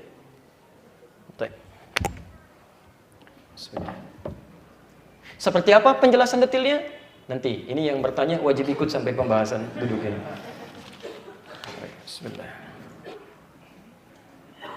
Waalaikumsalam warahmatullahi wabarakatuh. Ustaz, saya berhenti sejenak karena ada garis, Ustaz. Garis. Apakah salat-salat fardu yang belum dikerjakan saat masa-masa dahulu harus ditebus seperti halnya puasa Ramadan? Tapi para ulama berbeda pendapat dalam persoalan ini. Yang pertama, Imam Asy-Syafi'i berpendapat bahwa karena salat itu ibadah inti yang tidak boleh ditinggalkan dan kemudian melekat kefarduannya bagi setiap muslim, maka setiap orang yang pernah melewatkan salat dalam hidupnya dalam keadaan dia beriman. Ingat, dalam keadaan dia beriman, bukan dalam keadaan sebelum beriman. Ada non-muslim misalnya nggak pernah sholat, bersyahadat masuk Islam, nah itu tidak perlu dia memikirkan sholat-sholat yang dulu, yang dia tidak kerjakan dalam keadaan tidak ada imannya. Dengan dia bersyahadat, gugur semua dosanya, dan bertobat dalam keadaan yang baik. Karena itu mohon maaf ya, saya agak sedikit lompat sedikit saja. Kalau ada orang mau masuk Islam, itu jangan dibimbing dengan kalimat yang banyak-banyak, apalagi diminta istighfar. Istighfar dulu, Bapak itu salah ya dulu, kenapa baru masuk Islamnya sekarang? Istighfar yang dimohonkan oleh orang yang belum beriman nggak akan diterima oleh Allah. Ya jangankan orang nggak beriman, orang beriman pun memohonkan istighfar untuk yang tidak beriman nggak akan diterima, kecuali dia beriman dulu. Cepat kalau ada yang mau masuk Islam langsung bimbing Bismillah, ucapan syahadat seketika. Dengan kalimat syahadat yang diucapkan, dengan tobat yang dia lakukan, gugur semua dosa-dosanya, buka lembaran baru. Tapi kalau ada orang sudah beriman, dia sengaja meninggalkan sholat, dia berdosa di situ. Begitu dia sadar, dia bertobat, kata Imam Asy-Syafi'i, sedapat mungkin dalam setiap sholat fardunya, selesai sholat fardu yang wajib bagi dia saat itu, dia tunaikan lagi sholat-sholat yang pernah dia kemudian kerjakan dan tinggalkan dulu. dengan niat sholat mengganti yang dulu bisa bertanding dengan sholat sebelum atau setelah sholat fardunya, sepanjang di situ ada syariat sholat sunnah. Misal ba'diyah zuhur ada ba'diyah zuhur ada. Jadi Anda bisa kerjakan, misal setelah sholat zuhur kan ada ba'diyah 2 rakaat ya, Anda bisa tunaikan ba'diyah 2 rakaat, atau Anda bisa ganti itu untuk menunaikan sholat yang dulu pernah ditinggalkan. Di setelah ba'diyah 2 rakaat, sholat lagi 4 rakaat mengganti zuhur yang dulu. Ya. Kemudian asar misalnya kan setelah adzan berkumandang kan tiba asar ya. Baik, ada qobliyah asar? Ada sholat mutlak sampai 4 rakaat. Anda bisa ganti itu dengan menunaikan niat sholat asar yang dulu pernah ditinggalkan. Begitu imam sudah mulai bangkit untuk menunaikan sholat fardunya, Anda tunaikan dengan asar yang sekarang Anda kerjakan. Tapi ba'da asarnya nggak ada. Jadi jangan Anda menunaikan sholat-sholat mengganti di waktu-waktu yang dilarang. Ya, misal habis sholat subuh, Anda sholat lagi, gitu kan? Habis sholat asar, Anda sholat lagi. Selain bisa keliru, juga bisa menimbulkan fitnah bagi sekitaran setempat yang melihat. Itu siapa sih? Iya ya, kayaknya aliran baru ya. Iya, terlalu soleh. Nabi aja nggak begitu. Tuh jadi perbincangan. Ya, jelas ya? Itu pendapat Imam Syafi'i. Imam Abu Hanifah dan sebagian yang lain berpendapat tidak perlu dia mengganti. Karena dengan tobatnya, dan kalau serius tobat dia lakukan, seperti petunjuk di Quran surah keempat ayat 17 sampai dengan ayat 18, maka gugur semua kesalahan yang telah dia perbuat. Dia hanya perlu untuk meningkatkan amal soleh yang bisa dia kerjakan. Misal, sholat fardu tingkatkan kemudian dengan menambah sholat sunnah. Nggak pernah tahajud, ganti dengan tahajudnya. Tingkatkan bacaan Al-Qurannya, perbanyak sedekahnya. Itu bisa menutup yang dulu-dulu yang pernah dikerjakan. Dua-duanya ini ijtihad dari para ulama, karena dalilnya tidak langsung tegas menyampaikan, itu sangat terbuka. Karena itu ada 2 pilihan terbuka bagi Anda, sekalipun saya pribadi memilih menguatkan pendapat yang kedua. Menguatkan pendapat yang kedua, gitu ya. Jelas di sini? Bismillah. Waalaikumsalam warahmatullahi wabarakatuh. Ketika sedang sholat, saya sering teringat kata-kata yang tidak pantas. Apakah itu was-was syaitan? Bagaimana solusinya Ustaz? Apakah saya harus diruqyah? Masya Allah. Baik ya. Banyak pertanyaan. Taib. Pertama, kenapa itu bisa terjadi? Ada 2 hal. Pertama, faktor setan. Tadi saya sampaikan setan khusus menggoda orang sholat, namanya khanzab. Di Abu Daud nomor hadis 666.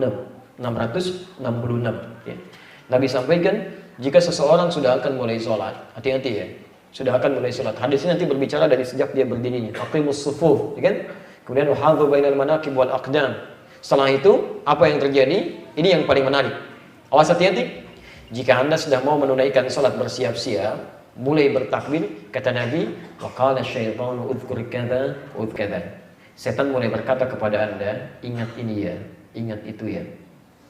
Kalau nggak percaya silahkan Pak Bu ya. Sebelum sholat, situasi normal aja. Tapi begitu mulai takbir, yang tidak diingat pun bisa ingat. Yang ingat bisa nggak ingat. Nggak percaya silahkan. Memang lisannya mengucapkan Allahu Akbar. Sebelum sholat biasa, tapi begitu tangan sudah mulai dilipat, seketika muncul. Oh iya ya, tadi kunci mobil ada di sini, SMS belum dibalas. Wah, macam-macam muncul semua. Ya. Belum selesai. Kata Nabi, hatta la yash'ura al-musalli kamra'atan yusalli. Bahkan ada orang yang sholat sampai tidak sadar berapa rakaat sedang menunaikan sholatnya. Sampai tidak sadar berapa rakaat dia tidak sedang menunaikan sholatnya. Apa faktornya? Setan. Tapi setan ini, mohon maaf, mustahil dia bisa menggoda kalau dia tidak diberikan ruang. Jadi dia datang itu karena diberi ruang. Makanya dikatakan, Nabi menyampaikan, wala tadharu furjatin lisyaitan. Kalau Anda membuat saf dalam sholat, tutup celah supaya setan nggak masuk, tutup. Nanti saya praktekkan bagian saat berdiri di pertemuan berikutnya. Jadi kadang-kadang ada orang yang saat sholat, dia sholat, berdiri, dia memberikan celah bagi setan untuk masuk. Nah ini yang menjadikan setan lebih banyak memberikan was-was. Di celah pertama dibuat saat dia membuat saf. Celah pertama, setan masuk. Celah yang kedua, mohon maaf, setan itu lebih mudah datang kepada orang berbuat maksiat. Atau mengonsumsi sesuatu yang haram. Pakaian haram, makanan haram, minuman haram, dan sebagainya. Setan mudah masuknya itu. Karena itu ketika dia akan mulai berubah menjadi baik, kalau tobatnya belum sempurna, itu sering diberikan was-was. kamu nggak akan selesai dengan begini. Dosa kamu masih banyak, dimasukin tuh. Hadir. Apa yang harus dilakukan? Solusinya bagaimana? Maka yang pertama, ya, hadirkan kedekatan dengan Allah Subhanahu wa taala melalui bab yang benar dulu. Itu satu. Quran surah keempat ayat 17. Innamat taubatu 'ala Allahi lil ladzina ya'maluna as-su'a bi jahalatin tsumma yatubuna min qarib. Orang-orang yang merasa pernah berbuat salah kemudian dia ingin tobat, maka segerakan, ingat-ingat apa kesalahannya. Kalau lisan, ingat kesalahan lisannya, mintakan pada Allah untuk menjadikan kebaikan di lisannya. Kalau terkait dengan orang lain, apalagi orang tua, minta maaf, berikan kebaikan, sampaikan. Kalau semua itu sudah bisa dikerjakan, maka celah-celah bagi setan untuk datang itu sudah langsung ditutup. Apalagi kalau tobatnya benar dilakukan, tangisan mulai muncul, istighfar dilakukan, itu Allah sendiri yang akan memberikan hambatan seketika nggak akan datangnya.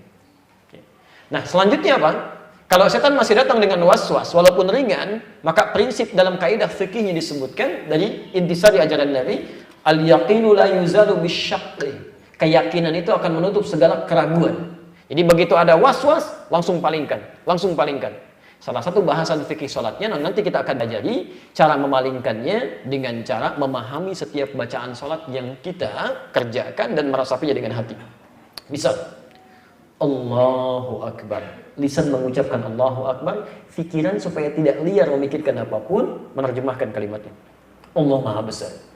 Hati kita kemudian mulai meresapi, ya Allah, saya katakan Kau yang Maha Besar, tapi kenapa kadang-kadang saya selalu merasa besar dalam kehidupan, sombong dengan teman saya, angkuh terhadap tetangga, merasa yang paling hebat dalam kehidupan. Itu kalimat itu hadir, Anda baru takbir saja sudah bisa menangis, Pak. Abu Bakar As-Siddiq, itu Masya Allah, baru bertakbir begini, tangannya sudah bergetar. Menangis beliau, menangis. Ketika Nabi meminta, Abu Bakr, ya, kamu bin nas, kamu jadi imam. Karena Nabi dalam keadaan tidak kuat untuk mengimami, sakit beliau.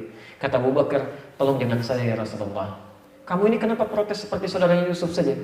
Ya, kata beliau, ya Rasulullah, saya ini orang yang sering menangis, takut orang lain tidak khusyuk dengan keadaan sholat saya.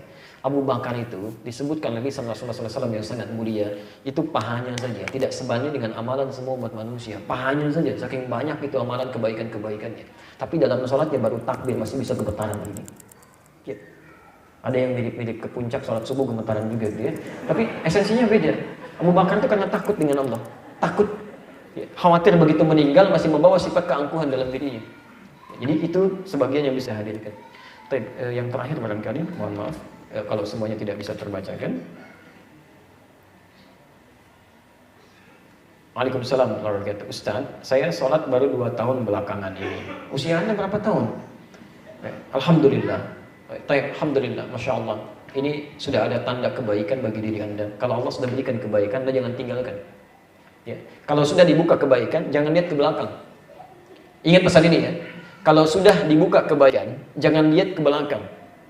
Jangan lihat ke belakang. Jadi yang buruk-buruk, sudah itu gambaran sebagai titian membuka lembaran baru, supaya ditingkatkan kebaikan-kebaikan yang ada. Tapi kalau Anda sudah merasa baik, jangan terlalu bangga dulu. Karena mungkin itu bekal yang paling ringan yang dimiliki oleh orang lain yang pernah Anda kerjakan. Anda baru bisa puasa sunnah, Senin, jangan senang dulu, orang lain sudah dengan Kamis. Anda sudah bisa Senin Kamis, jangan merasa hebat, karena orang lain sudah bisa dengan Ayyamul Bid. Anda sudah Ayyamul Bid, Masya Allah, jangan dulu bahagia, karena orang lain sudah puasa Daud. Sehari puasa, sehari tidak. Kalau orang lain sudah puasa Daud, baru silakan disamain. Dan jangan aneh, dia puasa Daud, besok saya puasa Sulaiman. Gak ada. Anda sudah bisa sholat, alhamdulillah saya sangat berbahagia. Semoga Allah menjaga Anda, dan ini ada petunjuk kebaikan untuk disempurnakan. Saya ada kecemasan akan dosa-dosa masa lalu, di mana tahun-tahun berlalu saya tidak sholat. Apakah bisa ya qadha? Sebagaimana ini sama dengan tadi jawabannya. Jadi jawabannya juga sama dengan yang tadi ya. Jawabannya sama. Intinya begini. Intinya maksimalkan tobat kepada Allah, tingkatkan kebaikan-kebaikan. Yang dulu-dulu cukup diistighfari, disesali dalam kebaikan, dan jangan larut di dalamnya. Karena orang-orang baik yang sekarang pun itu bermula dari keburukan yang pernah dilakukan di masa dulunya. Sebagaimana orang baik pun bisa terjebak dalam keburukan kalau dia tidak waspada dengan kehidupannya. Jelas ya? Awas, hati-hati. Saya ulangi ya. Orang-orang yang Anda anggap soleh pun, orang-orang yang Anda anggap soleh pun, belum tentu dalam pandangan Allah dia soleh. Ibu punya suami kelihatan baik, menurut Allah belum tentu baik. Cuman aibnya dititip oleh Allah sehingga kelihatan oleh ibu baik.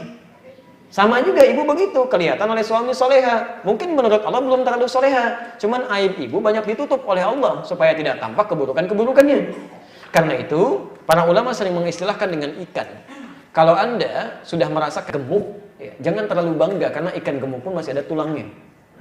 Tapi kalau Anda makan ikan yang kurus pun, jangan dulu gelisah. Karena setiap ikan kurus pun selalu punya dagingnya. Jadi kalau Anda belum mampu berlomba dengan orang soleh memperbanyak kebaikan, setidaknya segera berlomba dengan para pendosa untuk bertobat dan beristighfar pada Allah Subhanahu wa taala. Terakhir. Waalaikumsalam warahmatullahi wabarakatuh. Ustaz, di rumah saya banyak sekali foto bergambar ketika saya ingin melaksanakan salat sunnah. Saya teringat sebuah hadis yang maknanya malaikat tidak akan masuk ke rumah yang ada gambar dan patungnya. Baik, lalu hukum salat itu sah atau tidak? Ya kalau Anda sudah tahu gambar-gambar itu mengganggu Anda sholat, kenapa masih Anda hadirkan juga? Ya kan? Ya, solusinya ya simpan dulu, jangan hadirkan di tempat yang mungkin selalu Anda lihat. Karena gambar dengan itu kan terbagi dua. Ada gambar yang dibenarkan, ada gambar yang tidak dibenarkan. Itu hukumnya termasuk dengan foto nanti. Ada yang dibenarkan, ada yang tidak dibenarkan. Di dalam bahasa lain saya bisa pertajam itu. Yang dibenarkan itu diantaranya gambar-gambar yang bisa membawa manfaat-manfaat dalam kehidupan. Ada maslahat, ya. Ada foto misalnya kayak di KTP, di paspor, atau untuk pengenalan diri dan sebagainya, atau gambar-gambar maslahat peraga ya dalam kehidupan itu boleh sifatnya, nggak ada masalah. Tapi kalau gambar-gambar yang membuat Anda jauh dari Allah Subhanahu wa taala, itu dibagi dua. Satu ada yang makruh. Makruh itu membuat Anda lalai walaupun tidak langsung maksiat. Termasuk koleksi gambar-gambar ustaz, salah. Ya kalau hanya untuk dilihat, ustaz Masya Allah memberi ketenangan, salah itu. Keliru ngapain gitu kan? Termasuk maaf, ibu posting-posting ya gambar dirinya di medsos, di Facebook, di mana, untuk apa? Untuk apa gitu kan? Alhamdulillah penampilan jadi berubah. Dari kemarin begitu juga. Ya, ngapain? Gak ada kerjaan gitu kan? Udah gak ada kerjaan dengan posting yang baik-baik, yang kira-kira ada maslahat-maslahatnya gitu kan? Nah, tapi kalau misalnya membuat maksiat itu totally keliru. Ya, totally wrong, itu keliru fatal. Bisa mohon maaf ya, termasuk gambar-gambar idola. Masya Allah ini dimasukkan ke sini, ada gambar pemain bola, ada macam-macam. Begitu masuk, wah tidur kayaknya dilihatin nih sama Cristiano Ronaldo. Masya Allah, enggak tuh. Itu sudah keliru dan bisa fatal hukumnya. Yang seperti itu dihilangkan. Ya, seperti itu dihilangkan. Ya, termasuk gambar-gambar yang ditempelkan di tubuh, tato dan sebagainya itu nggak boleh dan haram hukumnya. Apalagi kalau menghambat air wudhu itu bisa tidak diterima sholatnya. Sepanjang dia tidak menghapuskannya. Ya, sepanjang dia tidak menghapuskannya. Patung juga begitu nanti. Dan lebih banyak yang madaratnya. Kecuali patung-patung yang ada maslahat dalam fungsi kehidupan. Seperti patung peraga misalnya kan. Anda belajar biologi tentang anatomi dan sebagainya. Dibuatkan sebuah medianya begini dengan beberapa persyaratan tertentu. Kan? Nah, itu nanti boleh yang seperti itu. Asal itu pun tidak digunakan pada tempat yang tidak semestinya. Patung biologi dibawa disimpan di jalan, begini kan itu kan. Itu kan jadi masalah dalam kehidupan. Jadi solusinya menurut saya kalau seperti ini tidak bermanfaat, yang Anda jauhkan. Kalau hanya untuk pengenalan, Anda simpan di album tertentu, Anda gunakan. Kalau tidak ada manfaat, jauhkan ya supaya tidak memberikan hal yang tidak menyenangkan. Saya tutup terakhir, bagaimana jika di dalam masjid tempat salat terdapat jam yang berbunyi seperti suara lonceng gitu ya, di gereja atau semacamnya. Kalau yang dimaksudkan penanda waktu yang tidak ada kaitan dengan ibadah yang lain, bunyi alarm atau macam dan sebagainya, itu boleh. Tapi kalau jadi identik misalnya dengan hal tertentu yang saat itu berbunyi semua orang pahamnya ke situ, itu masuk dalam bagian tasyabuh yang harus dihindari. Tasyabuh itu penyerupaan yang supaya ketika mendengar yang seperti itu tidak terbayang hal-hal lain yang tidak diharapkan. Tapi juga jangan dikait-kaitkan dan jangan berlebihan. Kalau nggak ada hubungannya jangan dikait-kaitkan. Ini mirip begini, ini mirip begitu. Atau Anda hadirkan hukum baru yang Nabi pun tidak pernah memberikan hukumnya. Contoh misal, ada seorang teman kemudian membuka dalam ta'lim Jumat, khutbah Jumat, beliau pakai jamnya di kiri. Tiba-tiba begitu turun, nyapa kami dengan saya, kelihatan oleh seorang jamaah yang lain, disampaikan kepada beliau, Ustaz, kalau pakai jam jangan di kiri, di kanan. Nggak sesuai contoh Nabi katanya. Beliau teruskan aja. Begitu selesai, saya nggak sampaikan di hadapan beliau, di belakang saya sampaikan. Teruskan aja. Zaman Nabi nggak ada jam. Ini jangan berlebihan gitu kan. Jangan berlebihan sesuai kemudahannya zaman yang kita gunakan. Ya, jangan berlebihan. Apakah kalau kemudian dan dikatakan ini menyelisih orang-orang Yahudi. Kalau prinsip menyelisih begini, Anda bisa direpot dalam kehidupan. Mohon maaf ya, orang Yahudi pakai dasi kupu-kupu, Anda pakai dasi belalang supaya beda. Nggak bisa. Ini yang ada pakai aja kalau sepanjang itu keumuman. Tapi kalau khusus bagi mereka nggak boleh ditiru, supaya nggak ada keserupaan di situ. Kalau khusus jangan. Kalau syariat kita terapkan, harus bangga dengan itu. Harus bangga dengan itu. Jelas ya? Kalau sudah dipandang jelas, mohon izin saya cukupkan dulu untuk bahasan kali ini. Kita berjumpa barangkali di pertemuan yang berikutnya insya Allah dalam pembahasan praktikal sholatnya. Bagaimana Nabi membimbing kita untuk sholat dari mulai wudhu ya. Kita akan bahas dari mulai wudhu sampai dengan tuntas menyelesaikannya. Bapak dan Ibu sekalian dan pemirsa dimanapun Anda berada, alhamdulillah kita tuntaskan bahasan kita hari ini. Kita berjumpa dalam kesempatan yang lain. Dan insya Allah di siang nanti pada pukul 1 sampai dengan pukul 3 kita juga akan menyiarkan tayangan kajian tematik dari Masjid Ar-Rauf di Pondok Labu. Semoga kita semua bisa meneruskan kajian kita dan selalu dijaga kebaikan oleh Allah Subhanahu wa taala. Bapak Ibu sekalian, demikian kajian kita. Bila ada kebenaran dari Allah dan Rasul, silahkan diamalkan. Bila ada kekurangan, termutak kesalahan saya, mohon dimaafkan. Ingat, tinggalkan pendapat saya yang keliru dan ambil pendapat ustaz lain yang lebih sesuai dengan tuntunan Al-Quran dan Sunnah Rasulullah SAW. Subhanakallahumma wa bihamdika asyhadu an la ilaha illa anta astaghfiruka wa atubu ilaik. Wa akhiru da'wana alhamdulillahi rabbil alamin. Wa afu minkum. Assalamualaikum warahmatullahi wabarakatuh.